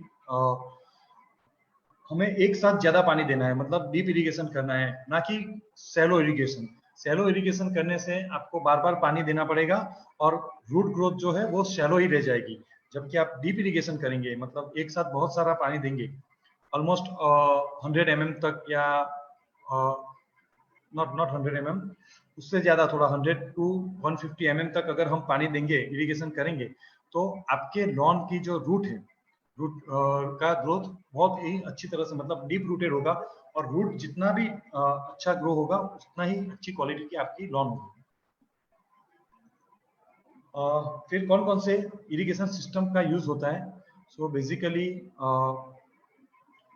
लॉन के लिए स्प्रिंकलर इरिगेशन बेस्ट सिस्टम है, क्योंकि स्प्रिंकलर इरिगेशन से लॉन जैसे हमने बात की कि जो वॉशिंग वगैरह हो जाता है और लश ग्रीन कलर जो है वो मतलब उठ के सामने आता है।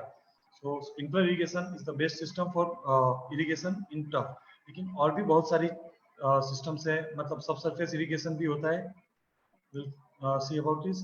तो ये स्प्रे हेड, ये एक इरिगेशन सिस्टम है, स्प्रिंकलर इरिगेशन जैसा ही है, लेकिन इसका जो कवरेज होता है वो थोड़ा ज्यादा होता है।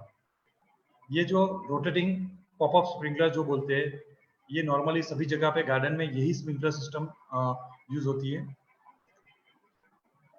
और दूसरी है रेन गन्स। ये जो है रेन गन, मतलब ये बहुत ही बड़े लार्ज एरिया जब होता है, जैसे कि क्रिकेट ग्राउंड है या तो फिर अपना गोल्फ कोर्स है या तो फुटबॉल का मैदान है, ऐसी बड़ी बड़ी जगह में रेल गन का यूज होता है। और दूसरा होता है ऑस्किलेटिंग स्प्रिंकलर्स। उसका हम छोटे मतलब घर के गार्डन में लॉन में इसका यूज कर सकते हैं। ये सब सरफेस इरिगेशन जिसमें ये यूजिंग पाइप्स होते हैं और लॉन उसके ऊपर ग्रो होती है और वहां से सब सरफेस में ही पानी दिया जाता है। तो बेसिकली ये सिस्टम अच्छे रूट ग्रोथ के लिए बहुत ही बढ़िया है। इसके बाद आता है दूसरा बहुत ही इंपॉर्टेंट एस्पेक्ट लॉन मैनेजमेंट का, मूविंग। तो मूविंग मतलब मूविंग ये होता है कि grass is a living plant, तो लिविंग प्लांट होने की वजह से वो बढ़ता रहता है। लेकिन अगर ग्रास अगर ज्यादा बढ़ जाता है, लॉन हमारी ज्यादा बढ़ जाती है, तो उसका अपीयरेंस जो होता है वो खराब हो जाता है। तो उसका एस्थेटिक अपीयरेंस को अच्छा करने के लिए हमें उसको मूव करना पड़ता है। मूव करने से क्या होगा कि पूरी ग्रास की लेंथ जो है पूरे ग्रास प्लांट्स की पूरे लॉन में वो एक जैसी हो जाएगी एंड इवन सरफेस होने की वजह से वो आपको अच्छा दिखेगा। और अगर यूटिलिटी टर्फ की बात करें तो ये जो मूविंग है तो आपको अच्छी प्ले मतलब सरफेस देगी जिसपे आप खेल सकेंगे। अगर मूविंग की हिस्ट्री देखें तो सबसे पहले मूविंग किस तरह से होती थी, मतलब before using any other instrument, कोई इंस्ट्रूमेंट नहीं था, तब मूविंग एनिमल्स के द्वारा की है, मतलब बकरियां है या गाय है उसके द्वारा मूविंग की जाती थी कि, लेकिन उस टाइम पे मूविंग अनइवन होती थी। उसके बाद ये जो स्कीथ है, यहाँ पे जो आपको दिखाई दे रहा है स्कीथ, वो एक इंस्ट्रूमेंट होता है, उससे मूविंग होना शुरू हुआ, जब तक कि एडविन बडिंग ने 1830 में मतलब 1830 में जब मूवर ने ढूंढा लॉन मूवर फर्स्ट, उसके बाद मूविंग लॉन मूवर से होने लगी। अभी यहाँ पे एक छोटा सा वीडियो में दिखाऊंगा कि स्कीथ से कैसे मूविंग होती है। यहाँ देखिए ये जो एक बंदा है वो स्कीथ से लॉन मूव कर रहा है। सो इससे अगर आप एनिमल से मूव कराएंगे या तो फिर कैंची लेके मतलब हेड से लेके मूव करेंगे लॉन को, उससे इसकी स्पीड बहुत ही ज्यादा होती है और इवन होता है। सो ये मूविंग था, इनिशियल मूविंग। उसके बाद हमें डिस्कस करेंगे डिफरेंट फैक्टर रिगार्डिंग जो अफेक्ट करते हैं मूविंग को। तो सबसे पहला होता है मूविंग हाइट, दूसरा moving frequency and moving pattern. तो मूविंग हाइट के बारे में बात करें तो नॉर्मली हमें जो लॉन होता है उसका जो नेचुरल विगर है उसको मेंटेन रखना है। मूव करते समय हमें बहुत ज्यादा मूविंग नहीं करना है। अगर हम बहुत ज्यादा मूविंग करेंगे तो प्लांट जो होता है वो शॉक में आ जाता है। तो मूविंग की जो हाइट होती है वो हर एक स्पीसीज के हिसाब से अलग अलग होती है। जैसे कि साइनोडॉन है तो 5 से 35 mm तक मूव करते हैं, जोइसिया को 10 से 50 mm तक मूव करते हैं। इसी तरह अलग अलग ग्रास की अलग अलग moving height, ideal moving height अलग अलग होती है। लेकिन एक चीज को जो ध्यान में रखना है, जितना आप प्लांट को ज्यादा मूविंग करेंगे और प्लांट की हाइट कम करेंगे उतना ही रूट ग्रोथ कम हो जाएगा। ये जो यहाँ पे फिगर है उसमें आप देख सकते हैं कि जो प्लांट की मूविंग हाइट बहुत ज्यादा रखी है हमने, बहुत मतलब बहुत नीचे से उसको काट दिया है, उसका रूट ग्रोथ भी कम हुआ है। जब उसकी हाइट ज्यादा रखी है हमने प्लांट की तो वहां पे रूट ग्रोथ भी अच्छा हो रहा है। तो रूट ग्रोथ अगर अच्छा होगा तभी आपका ग्रास अच्छा दिखेगा, that is the basic rule. तो आपको बहुत नीचे से प्लांट को मूव नहीं करना है, थोड़ी हाइट रखनी है। और एक जनरल रूल होता है कि जो आपकी लॉन है जो उसकी हाइट है उसका 1/3 ही आपको कट करना है। That is the 1/3 which is known as a 1/3 rule. मतलब अगर आपको ग्रास मूव करना है तो उसकी हाइट अगर 3 सेंटीमीटर है तो आप ऊपर से सिर्फ 1 सेंटीमीटर ही कट करेंगे और 2 सेंटीमीटर इंटेक रखेंगे। अगर आप उससे ज्यादा मूव करते हो तो ये होता है कि प्लांट शॉक में चला जाता है, उसका वेजिटेशन लॉस होने की वजह से प्लांट को शॉक लगता है और उसकी ग्रोथ जो होती है वो सीज हो जाती है। तो वो ग्रोथ सीज ना हो और अपनी ग्रास अच्छे से ग्रो हो, उसका रूट सिस्टम अच्छे से ग्रो हो, उसके लिए हमें क्या करना चाहिए, ये 1/3 रूल को फॉलो करना चाहिए। मतलब आपकी ग्रास की हाइट जो भी है, अगर आप मूव कर रहे हैं तो सिर्फ 1/3 पार्ट को ही मूव करना है। नाउ मूविंग फ्रीक्वेंसी, ये जो मूविंग फ्रीक्वेंसी है तो वो डिपेंड करती है आपका जो प्लांट है, ग्रास का जो प्लांट है वो किस स्पीड से ग्रो हो रहा है, मतलब आप उसको कैसी कंडीशन दे रहे हैं। अगर आपका ग्रास बहुत ही जल्दी ग्रो हो रहा है, फॉर एन एग्जांपल अगर हम बात करेंगे बर्मुडा ग्रास की, तो बर्मुडा ग्रास बहुत ही जल्दी ग्रो होता है और वो वार्म सीजन ग्रास है, तो वार्म सीजन में मतलब spring to summer to rainy season में बहुत ही जल्दी ग्रो होता है, तो हमें उसको हर 10-15 दिन के बाद कट करना पड़ता है। लेकिन जोइसिया जो स्लो ग्रोइंग ग्रास है उसको हम 3-4 महीने के बाद भी कट मूव कर सकते हैं। सो ये जो होता है वो प्लांट के ग्रोथ के ऊपर होता है, फिर आपकी यूटिलिटी के ऊपर होता है कि आपको उस ग्रास की हाइट क्या चाहिए, उस पर आप क्या मतलब अगर कोई स्पॉट टफ है, अगर आप क्रिकेट के ग्राउंड की बात करेंगे तो आपको मूविंग जल्दी करना पड़ेगा, मतलब कम इंटरवल पे करना पड़ेगा जिससे प्लेएबल सरफेस आपको मिल सके। उसके बाद आती है मूविंग पैटर्न। ये मूविंग पैटर्न 2 चीजों के लिए इंपॉर्टेंट है, एक तो उससे अपीयरेंस बढ़ता है, हमने बहुत सारे मतलब क्रिकेट मैचेस वगैरह में देखे होंगे, फुटबॉल मैचेस में देखे होंगे कि ग्रास के ऊपर एक पैटर्न होता है, वो पैटर्न मूविंग की वजह से होता है। तो अगर आप डायरेक्शन जो भी रखेंगे मूविंग का, उसके हिसाब से नया वो जो ग्रोथ होता है ब्लेड का, लीफ ब्लेड का, तो ग्रास का लीफ ब्लेड दोनों साइड मतलब हर एक दोनों साइड में अलग अलग कलर होता है और उसका रिफ्लेक्शन अलग अलग आता है, तो उसकी वजह से आपको अलग कलर का दिखाई देता है। सो अगर आप मूविंग पैटर्न को हर बार यही मूविंग पैटर्न को फॉलो करेंगे तो सॉइल कॉम्पैक्शन बढ़ जाएगा। सो इट इज एडवाइजेबल, आपको एडवाइजेबल एक बार आप जो पैटर्न में मूव कर रहे हैं, दूसरी बार आप उस वो पैटर्न को बदल दें, ताकि आपके मूविंग मोर के व्हील वगैरह से जो कॉम्पैक्शन हो रहा है, सॉइल कॉम्पैक्शन, उसको आप रिड्यूस कर सकें। और now moving to the type of mowers. अभी हमने बात की कि बाजार पहले स्किड से मूव होता था, लेकिन अभी बाजार में बहुत सारे अलग अलग तरीके के मूवर्स है, जैसे कि रोटरी मूवर है, सिलिंड्रिकल मूवर है, फ्लेल मूवर है, होवर है। हम एक के बाद एक सबकी बात करेंगे। रोटरी मूवर्स जो है वो बहुत ही प्राइमरी टाइप का मूवर है और बहुत सालों से हम उसका यूज कर रहे हैं। इस वेरी ये जो है बहुत सिंपल होता है। उसके ये मूवर के नीचे एक रोटेटिंग ब्लेड होती है जो हॉरिजॉन्टली मूव करती है और वो इतनी स्पीड से मूव करती है कि ग्रास को कट कर देती है। तो ये बहुत मतलब इनएक्सपेंसिव और ड्यूरेबल लॉन मूवर है और ज्यादातर होम लॉन्स और ऑर्नामेंटल लॉन में यही मूवर यूज होता है। ये जो होता है वो बहुत नीचे से कट नहीं कर सकता, यानी स्पॉट लॉन जो होती है, स्पॉट टफ होती है, उसमें ये मूवर्स नहीं चलेंगे, लेकिन उसकी मूविंग हाइट 1 से 3 इंचेस के बीच में रहती है।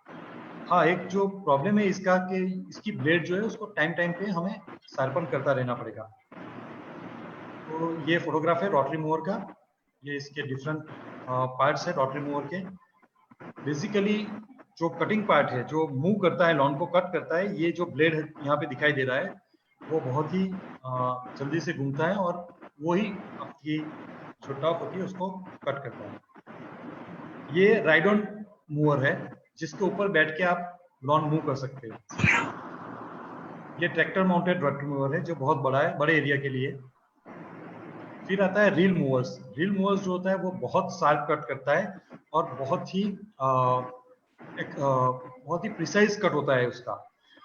ये जो रील मूवर हमने देखा कि वो हॉरिजॉन्टल मूवमेंट से कट कर रहा था, यहाँ पे क्या होता है, एक रील होता है जो ग्रास को कलेक्ट करके ब्लेड तक ले जाता है और फिर वो ब्लेड जो होता है वो उसको कट करता है, जस्ट लाइक अ सीजर। यहाँ पे ये जो आप फोटोग्राफ देख रहे हैं, यहाँ पे ये मेरा पॉइंटर है, वहां पे ब्लेड है और ये जो ड्रम है, ये जो रील है वो ग्रास को कलेक्ट करके ब्लेड तक ले आता है और फिर ये ब्लेड है वो उसको कट करता है। बहुत ही अच्छा कट होता है, लेकिन ये जो मोवर्स होते हैं वो ज़्यादा एक्सपेंसिव होते हैं और उसका मेंटेनेंस भी बहुत ज़्यादा होता है।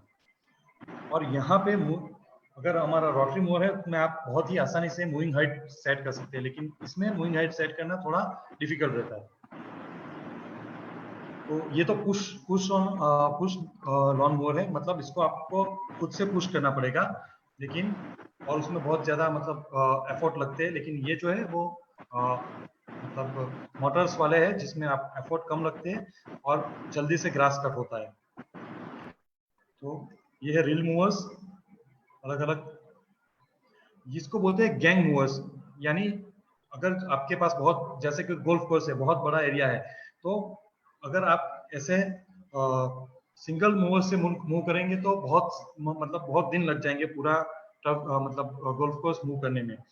तो वहां पे ऐसे गैंग मूवर का यूज होता है जिसमें एक साथ almost 5 to 10 different reel movers है एक साथ ट्रैक्टर के ऊपर माउंट किए गए हैं, और फिर वो ये जो ट्रैक्टर है वो पूरे लॉन में घूमता है और कट कर देता है। यहाँ पे कंपैरिजन दी गई हुई है। जो ऊपर वाला पिक है, इट इज ये जो ग्रास है वो रील मूवर से यानी सिलिंड्रिकल मूवर से मूव किया गया है, जबकि नीचे वाला ग्रास जो है वो रोटरी मूवर से मूव किया गया है। जैसे मैंने आपको बताया, रोटरी मूवर हॉरिजॉन्टली बहुत ही फास्ट घूमता है और जो आपका ग्रास होता है उसको वो डैमेज करता है, और उसकी शार्प ब्लेड भी बार बार शार्प करनी पड़ती है, फिर भी इस तरह का डैमेज आपको देखने को मिलेगा। ये भी एक फिगर है जिसमें आपको और अच्छी तरह से देखने को मिलेगा कि रील मूवर जो है लेफ्ट हैंड साइड वाला वो बहुत ही शार्प कट करता है, जबकि रोटरी मूवर जो है वो बंट कट करता है और उससे ग्रास की क्वालिटी खराब होती है। उसके बाद आते हैं फ्लेल मूवर्स। ये बहुत लार्ज एरिया के लिए, जैसे कि ग्रासलैंड्स है, फिर हमारे बड़े बड़े ग्रासलैंड्स होते हैं, उसको वहां पे ग्रास कट करने के लिए फ्लेल मूवर्स का यूज होता है। और उसमें भी क्या होता है, एक हॉरिजॉन्टल शाफ्ट होता है, उसके ऊपर फ्लेल्स अटैच किए जाते हैं और वो ट्रैक्टर माउंटेड होते हैं नॉर्मली। ये है फ्लेल मूवर्स। तो ये जो फ्लेल्स है वो फास्ट घूमने की वजह से लॉन को कट करते हैं इस तरह से। यहाँ पे एक छोटा सा वीडियो है, will see that how this ये फ्लेल मूवर किस तरह से काम करता है। आप देख सकते हैं बहुत ही बड़ा ग्रास है जैसे कि ग्रासलैंड में होता है, और फ्लेल मूवर उसको बहुत ही आसानी से कट करता है। और ये मूवर इतना मतलब पावरफुल होता है कि अगर 5 सेंटीमीटर डायमीटर का कोई वुड का टुकड़ा भी आ जाए तो उसको भी वो कट कर सकता है। उसके बाद आता है रेसिप्रोकेटिंग मूवर। यहाँ पे जो ब्लेड होती है वो reciprocating to and fro movement करती है, और उसके हिसाब से वो बैकवर्ड फॉरवर्ड मूवमेंट के ब्लेड का जो होता है, 2 ब्लेड होते हैं, और उसका बैकवर्ड फॉरवर्ड मूवमेंट की वजह से ग्रास कट होता है। ये है फ्लेल मूवमेंट। यहाँ पे जो आप ब्लेड देख रहे हैं वो ट्विन ब्लेड है, मतलब 2 ब्लेड एक साथ है जो फॉरवर्ड बैकवर्ड होती रहेगी और लॉन कट हो जाएगा। ये भी ट्रैक्टर माउंटेड रेसिप्रोकेटिंग मूवर है। यहाँ पे एक छोटा सा वीडियो है जो आपको दिखाता है वो कैसे काम करता है रेसिप्रोकेटिंग मूवर। ये मूवर भी काफी पावरफुल है और बहुत ही स्पीड में मूव करता है लॉन को या तो ग्रास को। लेकिन हमारी जो ऑर्नामेंटल लॉन्स है उसके लिए ये सब मूवर्स काम नहीं करेंगे। अभी हमने जो बेसिक मूवर्स है वो देख लिए। अभी एक अनदर मूवर है जिसको बोलते हैं होवर टाइप ऑफ मूवर। हम सभी ने मतलब होवरक्राफ्ट के बारे में सुना ही होगा कि वो एक एयर कर्टेन बनाता है पानी के ऊपर और फिर उसके ऊपर वो मूव करता है। तो होवर मूवर भी वही काम करता है, वो एक एयर कर्टेन बनाता है लॉन के ऊपर और फिर वो लॉन मूव करता है।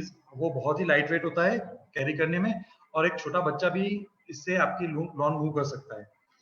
इसका दूसरा एक एडवांटेज ये है कि वो बहुत लाइट वेट है। तो अगर आपके गार्डन में स्लोप से अंडुलेटिंग लैंड मतलब कुछ आपने लैंडस्केप किया हुआ है, वहां पे भी होवर मूवर बहुत ही अच्छी तरह से कट करता है, और वो बहुत ही इजी है लॉन की मतलब मूविंग की हाइट सेट करने के लिए। तो ये फोटोग्राफ है होवर मूविंग का।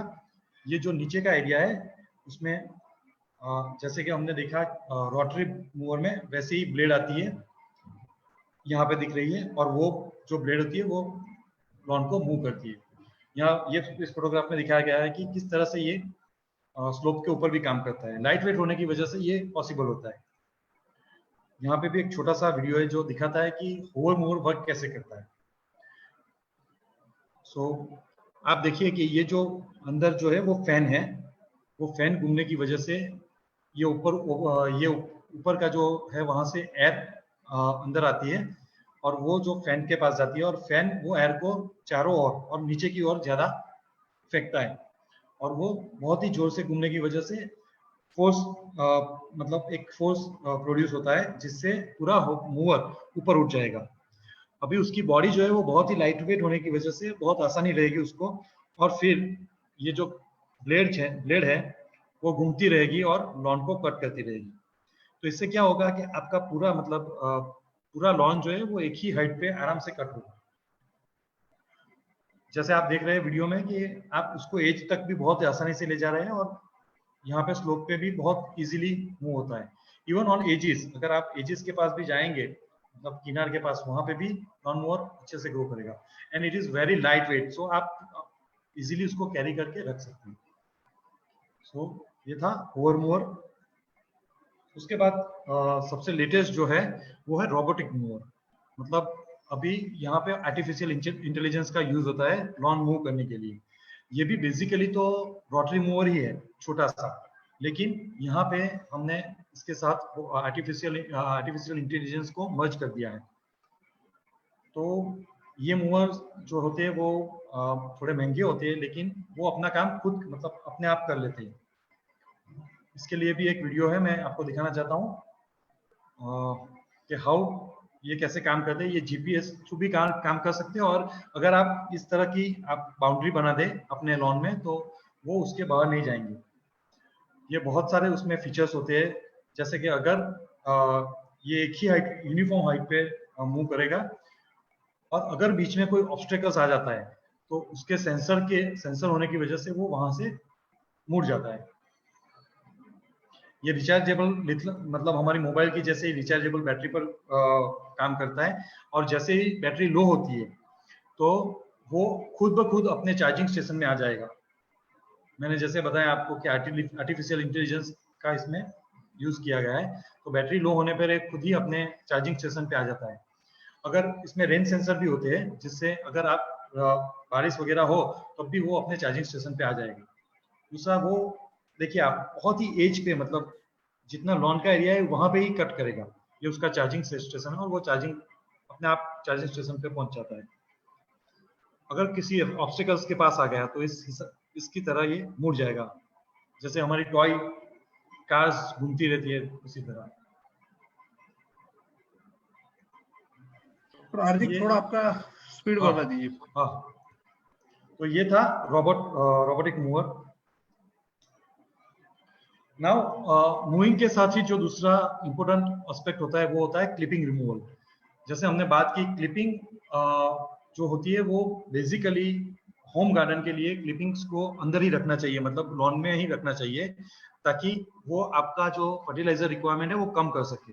लेकिन उसका दूसरा भी पहलू है कि अगर आप बहुत ज्यादा क्लिपिंग लॉन में रखते हैं तो वो थैच डेवलप करने में हेल्प करता है, तो वो भी ध्यान में रखना है। तो अगर हम फ्रिक्वेंट मूविंग करेंगे और छोटी छोटी क्लिपिंग्स होगी तो वो जल्दी से डिकम्पोज हो जाएगी और वो थैच डेवलप करने में कंट्रीब्यूट नहीं करेगी।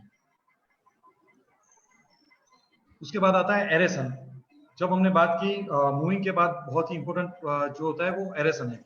एरेसन की जरूरत इसलिए पड़ती है क्योंकि सॉइल कॉम्पैक्ट हो जाती है। लॉन नॉर्मली जो भी हाउस होल्ड लॉन होती है, यूटिलिटी होती है, उसमें लोग चलते रहते हैं, तो उसकी वजह से कॉम्पैक्शन आ जाता है सॉइल में। और थैच डेवलपमेंट भी over the period of time, मतलब टाइम के साथ साथ थैच डेवलपमेंट भी होता है। थैच डेवलपमेंट होने की वजह से जो पानी जो इरिगेशन हम देते हैं वो जमीन तक नहीं पहुंच पाता, जो हम फर्टिलाइजर्स देते हैं वो जमीन तक नहीं पहुंच पाता, तो उसी के लिए एरेसन जरूरी है। थैच क्या होता है वो हम देखते हैं। ये हेल्दी ग्रास है, यहाँ पे लेफ्ट हैंड साइड पे जो है वो हेल्दी ग्रास है, सॉइल है और उसके तुरंत ऊपर ग्रास है। लेकिन यहाँ पे थैच है। थैच बेसिकली क्या होता है, जो प्लम्स होते हैं, जो सकर्स होते हैं लॉन के, ओवर पीरियड ऑफ टाइम वो बहुत डेंस ग्रोथ होने की वजह से धीरे धीरे वो थैच डेवलप होना शुरू हो जाता है। फिर हम जो ग्रास मूव करते हैं उसकी क्लिपिंग्स भी वहां पे जाके थैचती है। तो इस तरह से यहाँ पे ये जो एरिया है वो थैच का होता है। और थैच होने की वजह से क्या होता है, जो भी पानी फर्टिलाइजर आप देते हैं वो सॉइल तक नहीं जा पाता, एयर सॉइल तक नहीं जा पाती, और एयर वगैरह कम जाने की वजह से आपका जो लॉन है वो उसका हेल्थ डिटोरिएट होने लगता है फर्टिलाइजर ना मिलने की वजह से, पानी कम मिलने की वजह से। तो उसको हम किस तरह से ओवरकम कर सके, तो उसके लिए हमें एरेशन करना पड़ेगा। एरेशन बेसिकली उसका एडवांटेज ये है कि जो भी टॉक्सिक गैस होगा सॉइल में वो बाहर निकाल देगा, फिर जो वेटिंग सॉइल है उसको ड्राई कर देगा, बहुत जिसमें पानी भरा रहता है, फिर ड्राइंग फास्ट कर देगा अगर वेट सॉइल है, इनफिल्ट्रेशन बढ़ा देगा पानी का, फर्टिलाइजर का, रूट ग्रोथ को स्टिम्युलेट करेगा, और जो भी फर्टिलाइजर हम डालेंगे उसका रिस्पॉन्स बढ़ा देगा। जबकि डिसएडवांटेजेस ये है कि वो टेम्पररी एक डिस्ट्रप्शन कर देता है लॉन में, और कभी कभी ऐसा होता है कि एरेशन के बाद अगर कोरिंग करते हो तो उसके बाद वीड डेवलपमेंट ज्यादा बढ़ जाता है और इंसेक्ट वगैरह भी ज्यादा बढ़ जाता है। So basically this is the first method of aeration, Koring. Koring में क्या होता है, जो लॉन की सरफेस होती है, ये जो आप यहाँ पे देख रहे हैं, तो वहां पे थैच डेवलप होने की वजह से हम कोरिंग करते हैं, मतलब इस तरह से पोर बनाते हैं जिससे वहां पे एयर और वाटर का मूवमेंट हो सके, और फिर उसके बाद जो ये जो जगह है उसको हम टॉप ड्रेसिंग की मदद से उसको फिल कर देते हैं। तो व्हाट इज द आउटकम, अगर इस तरह से करने से आपको हेल्थियर लॉन मिलेगा, क्योंकि यहाँ पे रूट ग्रोथ बढ़ जाता है। After coring aeration root growth बढ़ जाता है, और रूट ग्रोथ बढ़ने की वजह से आपका लॉन जो है वो अच्छे से ग्रो होता है। तो बेसिकली कोर की साइज जो होती है वो 0.25 to 1 इंच रखनी चाहिए डायमीटर। ये एक वीडियो है जिसमें कोरिंग कैसे होता है वो दिखा रहा है। ये कोरिंग मशीन है बड़े एरिया में कोरिंग करने के लिए। तो इस तरह से कोरिंग होता है, और ये जो पार्ट रिमूव किए गए हैं उसको बाद में इकट्ठा कर लेते हैं। तो ये था कोरिंग। उसके बाद आता है स्पाइकिंग। जैसे कि हमारी होम गार्डन है, तो हम होम गार्डन में कोरिंग नहीं कर सकते, क्योंकि हमारा होम गार्डन में कोरल लाना ये वो सब पॉसिबल नहीं है। तो अगर ऐसा है तो वहां पे हम स्पाइकिंग कर सकते हैं। वहां पे सॉलिड टिन और स्पाइक्स, जहां वहां पे होलो थे इसकी वजह से पूरा वो निकल रहा था बाहर, लेकिन यहाँ पे तो सिर्फ ब्रेक करते हैं हम सरफेस को और एक होल बनाते हैं। वो भी सेम काम करता है, एरेशन बढ़ाता है, सॉइल वाटर पेनिट्रेशन बढ़ाता है, ड्रेनेज बढ़ाता है, और कॉम्पैक्शन को कम कर देता है। तो ये है स्पाइकिंग, जिससे हम गार्डन रैक से भी, मतलब किसी रैक से भी हम स्पाइकिंग कर सकते हैं। ये मार्केट में अवेलेबल है स्पाइकिंग करने के लिए, और इवन ऐसे भी सब इंस्ट्रूमेंट अवेलेबल है। उसके बाद आता है स्लाइसिंग। स्लाइसिंग या तो वर्टी कटिंग जिसको बोलते हैं, उसमें पूरा जो वी शेप के जो नाइफ होते हैं इस तरह से वो पूरा पेनिट्रेट कर जाते हैं सॉइल में, और वहां से वो, लेकिन यहाँ पे पोर रिमूवल नहीं हो रहा है, लेकिन इस तरह से पूरा एरेशन मतलब हो रहा है यहाँ पे, जिससे जगह बन रही है ग्रास में बीच में, और वहां पे पानी और फर्टिलाइजर अंदर जा सकते हैं।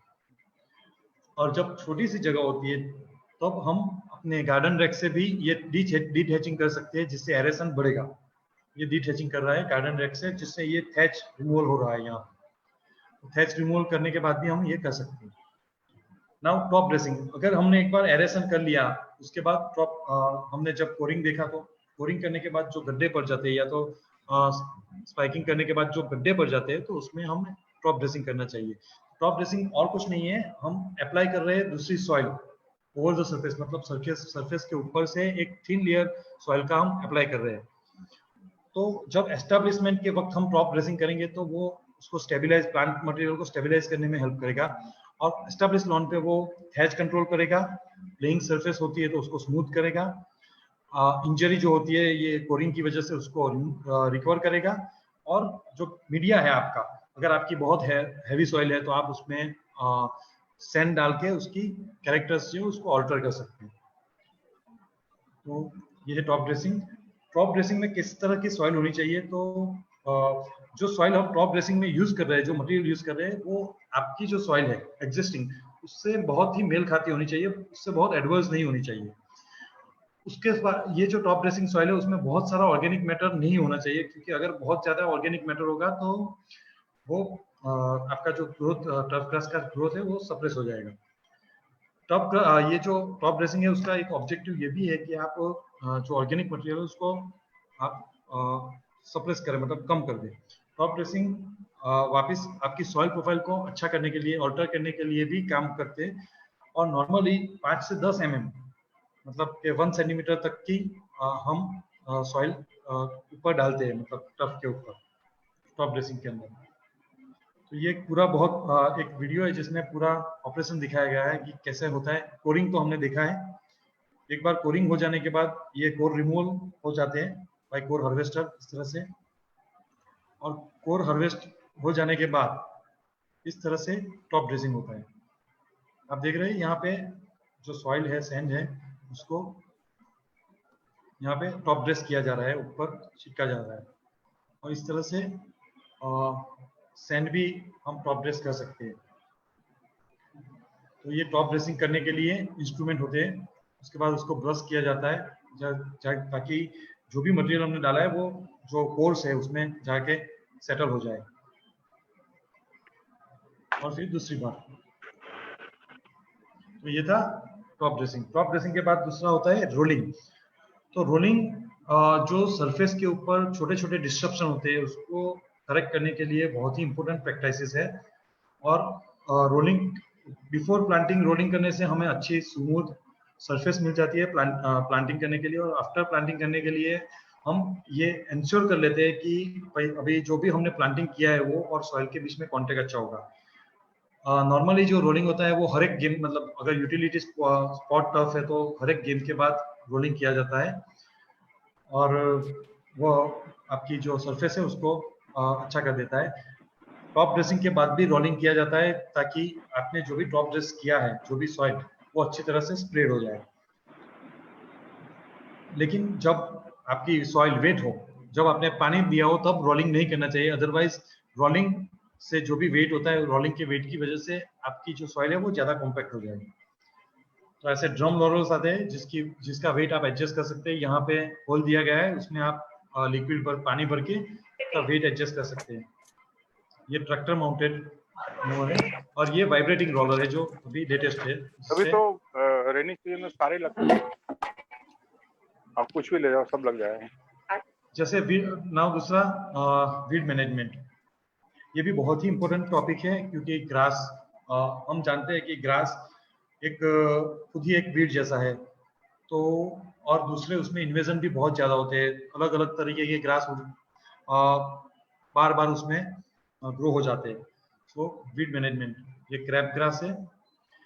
वीड मैनेजमेंट के कुछ बेसिक एस्पेक्ट्स है, जैसे कि सबसे पहले हम चालू करेंगे तो सबसे पहला वीड मैनेजमेंट लॉन में कब होगा? Before planting. जब आपका ग्राउंड तैयार होता है तब स्टेल सीडबेड टेक्निक जो होती है उसके थ्रू आपको वीड मैनेजमेंट करना चाहिए। स्टेल सीडबेड मतलब आपका जब ग्राउंड प्रिपेयर हो गया है वो लॉन लगाने के लिए, तब आपको उसमें हल्के से 2-3 इरिगेशन देने चाहिए, जिससे जो भी सीड्स वगैरह आपके ग्राउंड में है वो ग्रो हो जाए। और वो ग्रो हो जाने के बाद आप उसमें नॉन सिलेक्टिव हर्बिसाइड्स स्प्रे करके आप उसको मार दीजिए। ऐसे आप 2 से 3 साइकिल ऐसे करनी चाहिए स्टेल सीड बेड की। इससे क्या होगा कि आपके लॉन प्लांटिंग करने के बाद कम से कम, मतलब बहुत कम वीड आएगा। जो बाहर से आएगा वही वीड आएगा, अदरवाइज दूसरा वीड नहीं आएगा। दूसरा होता है इरिगेशन थ्रू। इरिगेशन थ्रू हम इस तरह से कर सकते हैं, जैसे मैंने आपको आगे भी बोला कि बहुत फ्रिक्वेंट इरिगेट करेंगे तो आपकी वीड इन्वेंशन बहुत ज्यादा बढ़ जाएगा लॉन में। तो आपको डीप इरिगेशन करना है और मतलब कम करना है। इससे क्या होगा, एक इरिगेशन करने के बाद दूसरा इरिगेशन करने तक में आपकी जो सॉइल सरफेस है वो सूख जानी चाहिए, वो ड्राई हो जानी चाहिए, जो वीड मिनिमाइज करने में बहुत ही इंपॉर्टेंट रोल प्ले करता है। दूसरा है मूविंग। अगर आप बहुत फ्रिक्वेंट मूविंग करेंगे तब भी आपके लॉन में वीड ज्यादा आएंगे, बिकॉज आप जितने ज्यादा मूविंग करेंगे प्लांट को शॉक लगेगा और प्लांट का ग्रोथ कम हो जाएगा, हमारे लॉन का, मेन लॉन का। और वो ग्रोथ कम होने की वजह से दूसरा जो वीड वगैरह है उसका ग्रोथ बढ़ने लगेगा। अदरवाइज अगर आपका लॉन का ग्रोथ अच्छा होगा तो वो पूरा कारपेटिंग कर देगा सॉइल के ऊपर और किसी वीड को ऊपर आने ही नहीं देगा। लेकिन अगर वो कारपेटिंग में कहीं पे भी लूपहोल हो रहा है तो दूसरा वीड बढ़ने, मतलब ग्रो होने की पॉसिबिलिटीज ज्यादा बढ़ जाती है। दूसरा है फर्टिलाइजर्स। अगर आप फ्रिक्वेंट फर्टिलाइजर्स देते रहेंगे तब भी आपका वीड जो है वो ज्यादा आएगा। तो फर्टिलाइजर्स की भी फ्रीक्वेंसी कम रखनी चाहिए और प्रॉपर रखनी चाहिए, जिससे आपका ग्रोथ जो है लॉन का वो भी सफर ना हो। और लॉन का ग्रोथ अगर सफर नहीं होगा तो वीड का ग्रोथ आ ही नहीं पाएगा। थैच रिमूवल भी एक बहुत ही बड़ा एस्पेक्ट है। थैच रिमूवल करने से आपके लॉन की क्वालिटी अच्छी होती है, लॉन का ग्रोथ अच्छा होता है और वीड सप्रेस हो जाता है। लेकिन अगर जब वीड आ ही जाता है तो उसको मैनेज करने के लिए सबसे बढ़िया तरीका है हैंड वीडिंग। हम हर्बिसाइड्स का यूज लॉन में सबसे कम करेंगे, because we know that lawn is itself, lawn भी एक ग्रास ही है, तो हर्बिसाइड्स का हम ज्यादा यूज करेंगे तो लॉन के ग्रोथ के ऊपर भी इफेक्ट होगा। फिर भी अगर हमें करना ही पड़े हर्बिसाइड का यूज, ये सब ऊपर के मेजर्स काम ना आए, तो एक सिलेक्टिव हर्बिसाइड है 2,4-D, जो ब्रॉड लीव्स वाले जो वीड होते हैं उसको कंट्रोल कर सकता है। ये उसकी ब्रांड नेम और मैन्युफैक्चरर है जो बाजार में अवेलेबल है। फिर एक दूसरा नॉन सिलेक्टिव हर्बिसाइड्स है glyphosate, which is widely used for weed removal. फिर एक है पेंडिमिथालिन जो प्री इमर्जेंस है। प्री इमर्जेंस का यूज हम कब करेंगे? जब हमारी लॉन ग्रो हो जाएगी, उसके बाद हम प्री इमर्जेंस यूज कर सकते हैं ताकि वीड ग्रोथ मिनिमाइज कर सके। और अभी जो सबसे बड़ा प्रॉब्लम है लॉन में, जो डूब ग्रास है अपनी, उसमें सबसे बड़ा जो प्रॉब्लम हो वो साइप्रस रोटेंडस, जिसको हम चीड़ो बोलते हैं। उसको कंट्रोल करने के लिए एलोसल्फरान जो है वो बहुत ही अच्छी तरह से उसको कंट्रोल करता है। सेम्प्रा नाम से वो, धनुका के सेम्प्रा नाम से वो बिकता है। तो ये है साइप्रस रोटुंडस लॉन में, यहाँ पे आपको दिखाई देगा, ये साइप्रस रोटुंडस का इन्फेक्शन है लॉन में। नॉर्मली इस तरह का लॉन जैसा ही होता है, और सेम्प्रा से हम उसको अच्छी तरह से कंट्रोल कर सकते हैं। It is selective herbicide Sempra. Now pest and disease, lawn जब हम मैनेज कर रहे हैं तो वैसे ज्यादा तो पेस्ट एंड डिसीज होते नहीं है, लेकिन 3-4 ऐसे पेस्ट और डिसीज है जो बहुत ही फ्रिक्वेंटली देखने को मिलते हैं। एक है आर्मी वॉर्म। आर्मी वॉर्म जो होता है वो मतलब इस तरह से ग्रास में येलोइंग कर देता है पैच में। और नॉर्मली जो आर्मी वॉर्म का इन्फेक्शन होता है वो लॉन के एक साइड से, मतलब एक कॉर्नर से शुरू होता है एंड धीरे धीरे वो फैलता जाता है। आर्मी वॉर्म इसको इसलिए बोलते हैं क्योंकि उसकी तादाद बहुत बड़ी होती है। तो अगर आपने उसको कंट्रोल नहीं किया तो वो कुछ ही दिनों में आपका पूरा लॉन खराब कर सकता है। यहाँ फोटोग्राफ में आप देख सकते हैं बहुत सारे लार्वा एक साथ फीड कर रहे हैं और वो बहुत ही जल्दी बढ़ते हैं और फटाफट पूरा प्लांट खत्म कर देते हैं। There are number of pesticides we can use like lambda-cyhalothrin, carbaryl, profenofos, indoxacarb, cypermethrin, chlorpyrifos, ये सब हम यूज कर सकते हैं। दूसरी है कटवर्म। कटवर्म का भी डैमेज वही कटवर्म भी जहाँ पे होता है वहां पे पैच, ग्राउंड पैच हो जाता है और वो सॉइल के अंदर रहता है पूरा दिन, और रात को वो बाहर आके सॉइल का जो लॉन का जो प्लांट्स है उसको खाता है।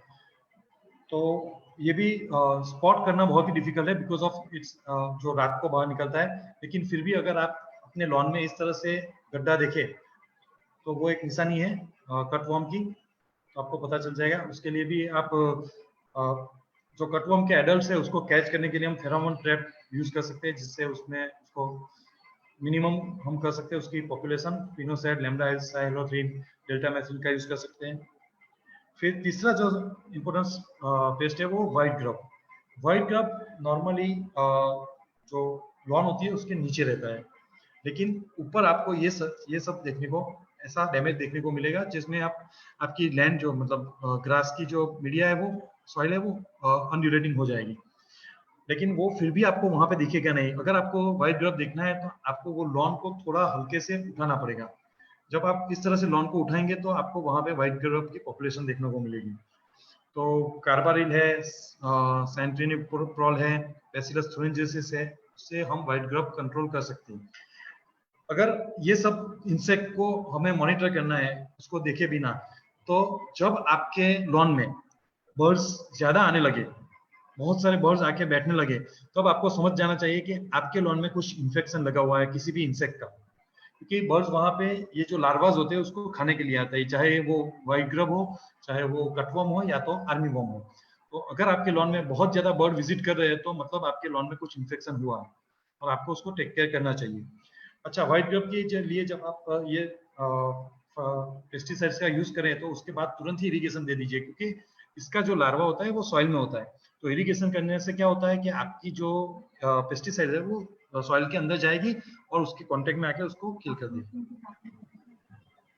डिसीज के बारे में बात करें तो जो सबसे इम्पोर्टेंट डिसीज है वो डॉलर स्पॉट, उसमें इस तरह से छोटे छोटे डॉलर शेप के पैचेस ब्राउन हो जाते हैं।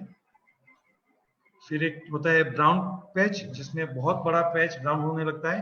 ये सारे जो डिसीज है नॉर्मली लॉन में, वो सारे डिसीज फंगस की वजह से ही होती है। तो आप किसी भी कॉन्टैक्ट या सिस्टेमिक फंजीसाइड्स का या तो दोनों को मिक्स करके उसमें यूज करके उसको कंट्रोल कर सकते हैं। और जो तीसरा बहुत इंपॉर्टेंट डिसीज है वो है फेरिनी। वैसे तो ये डिसीज है लेकिन बहुत ही खूबसूरत दिखता है।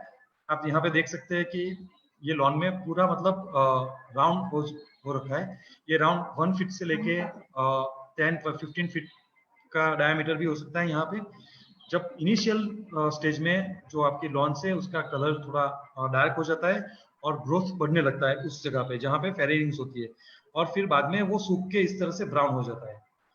एंड ये सेकंड फेज है, ये जो ब्राउन हो गया है। और जो लास्ट फेज है उसमें वहां पे मशरूम का ये जो फंगस है उसका मशरूम मतलब ये फ्रूटिंग बॉडी इससे राउंड शेप में ग्रो होती है। तो ये है फेरिनी। तो थैंक यू वेरी मच। ये था मेरा lawn management.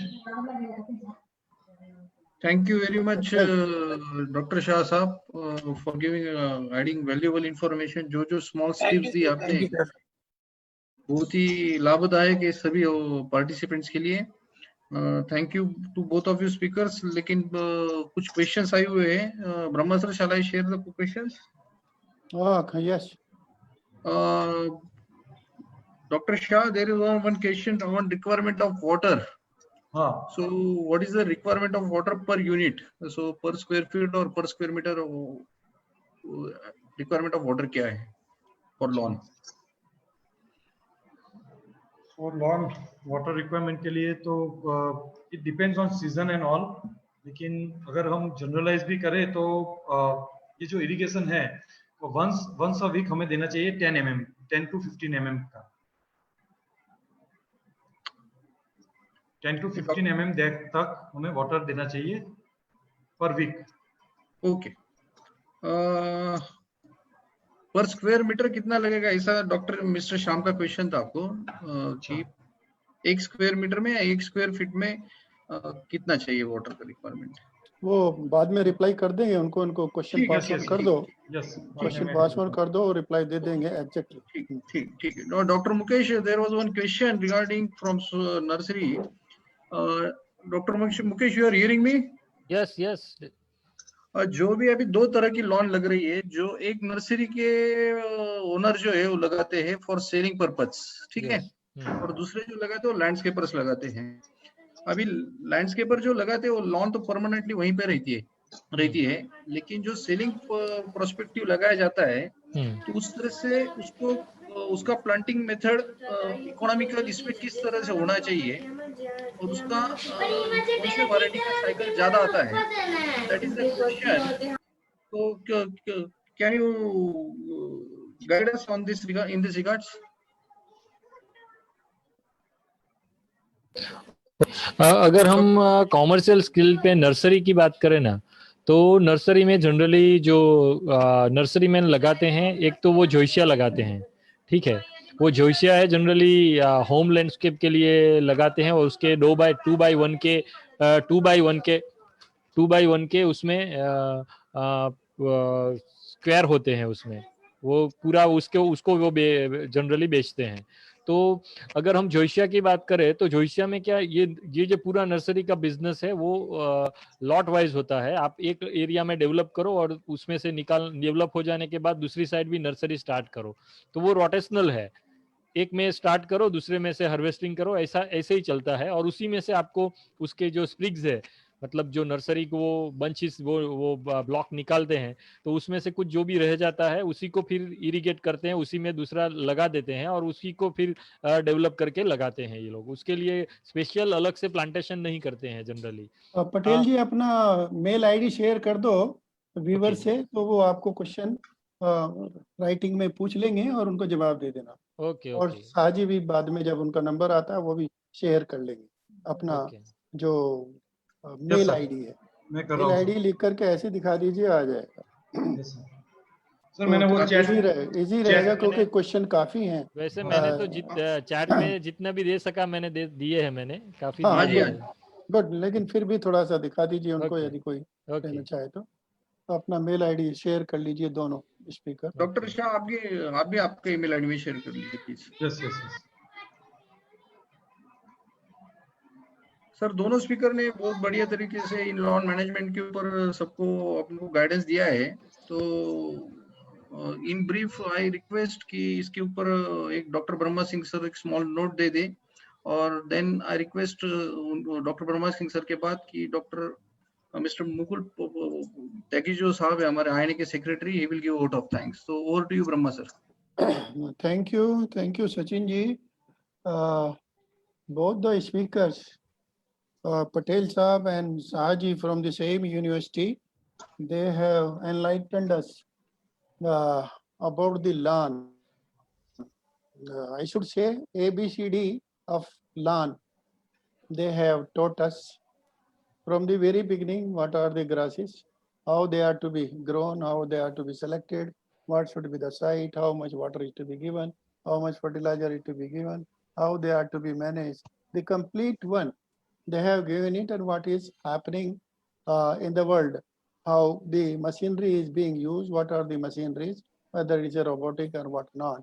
And I am wondering whether all the machinery what they have shown in the photograph are available at Navsari. If not, they should try to have it to teach the students, because until unless the students operate it and see it, how they are going to explain it to the others and to the nurserymen. For the nurserymen, I think carry home point is that this lawn, we simply say lawn is nothing but growing the grass, but it's not so. It's a very complex, very scientific one, and one has to take it seriously and one has to work hard at every step. At every step, there are several things, several factors affect a particular operation. So that is to be seen in both the presentation. It was there, if, but, where, what, if it is so. That is why both the speaker could not tell you the definite thing, because everything is subjective.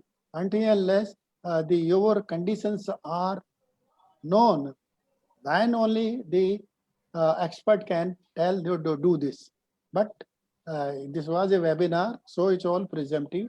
Very good one. Both the speaker have done justice. They have given lot of information, and I think exposure, at least the stimulation. And those who have got questions, their mail IDs will be shared, or their telephone numbers will be shared, and those who know directly can approach them. Otherwise, also the university answers all the queries of the users, whether they are nurserymen, landscaper, or the anybody, those who are maintaining the lawn, etc. But this is very important when we thought to, it is nice of Sachin Saab that he has organized it. Rather, I would like that we should have not one more, but more than one webinars on this topic. This is a very important topic, and so that it can be useful, because nobody these days have got patience for having a lawn. Everybody wants that overnight the lawn should be there. Once the building is completed, or before the completion of the building, people want the lawn, or they want to have the, not only the lawn, you can go for that even for golf ground and other things and other fields, your even cricket grounds, everywhere, several places, wherever the land is available, where the landscape is there, you require nothing but the grass. Landscaping without a grass one can't think of. So I profusely thank both the speakers. They have really worked hard for it, and the Indian Nurseryman Association is thankful to them. The formal thanks will be given by the General Secretary of INA. Over to him. धन्यवाद sir.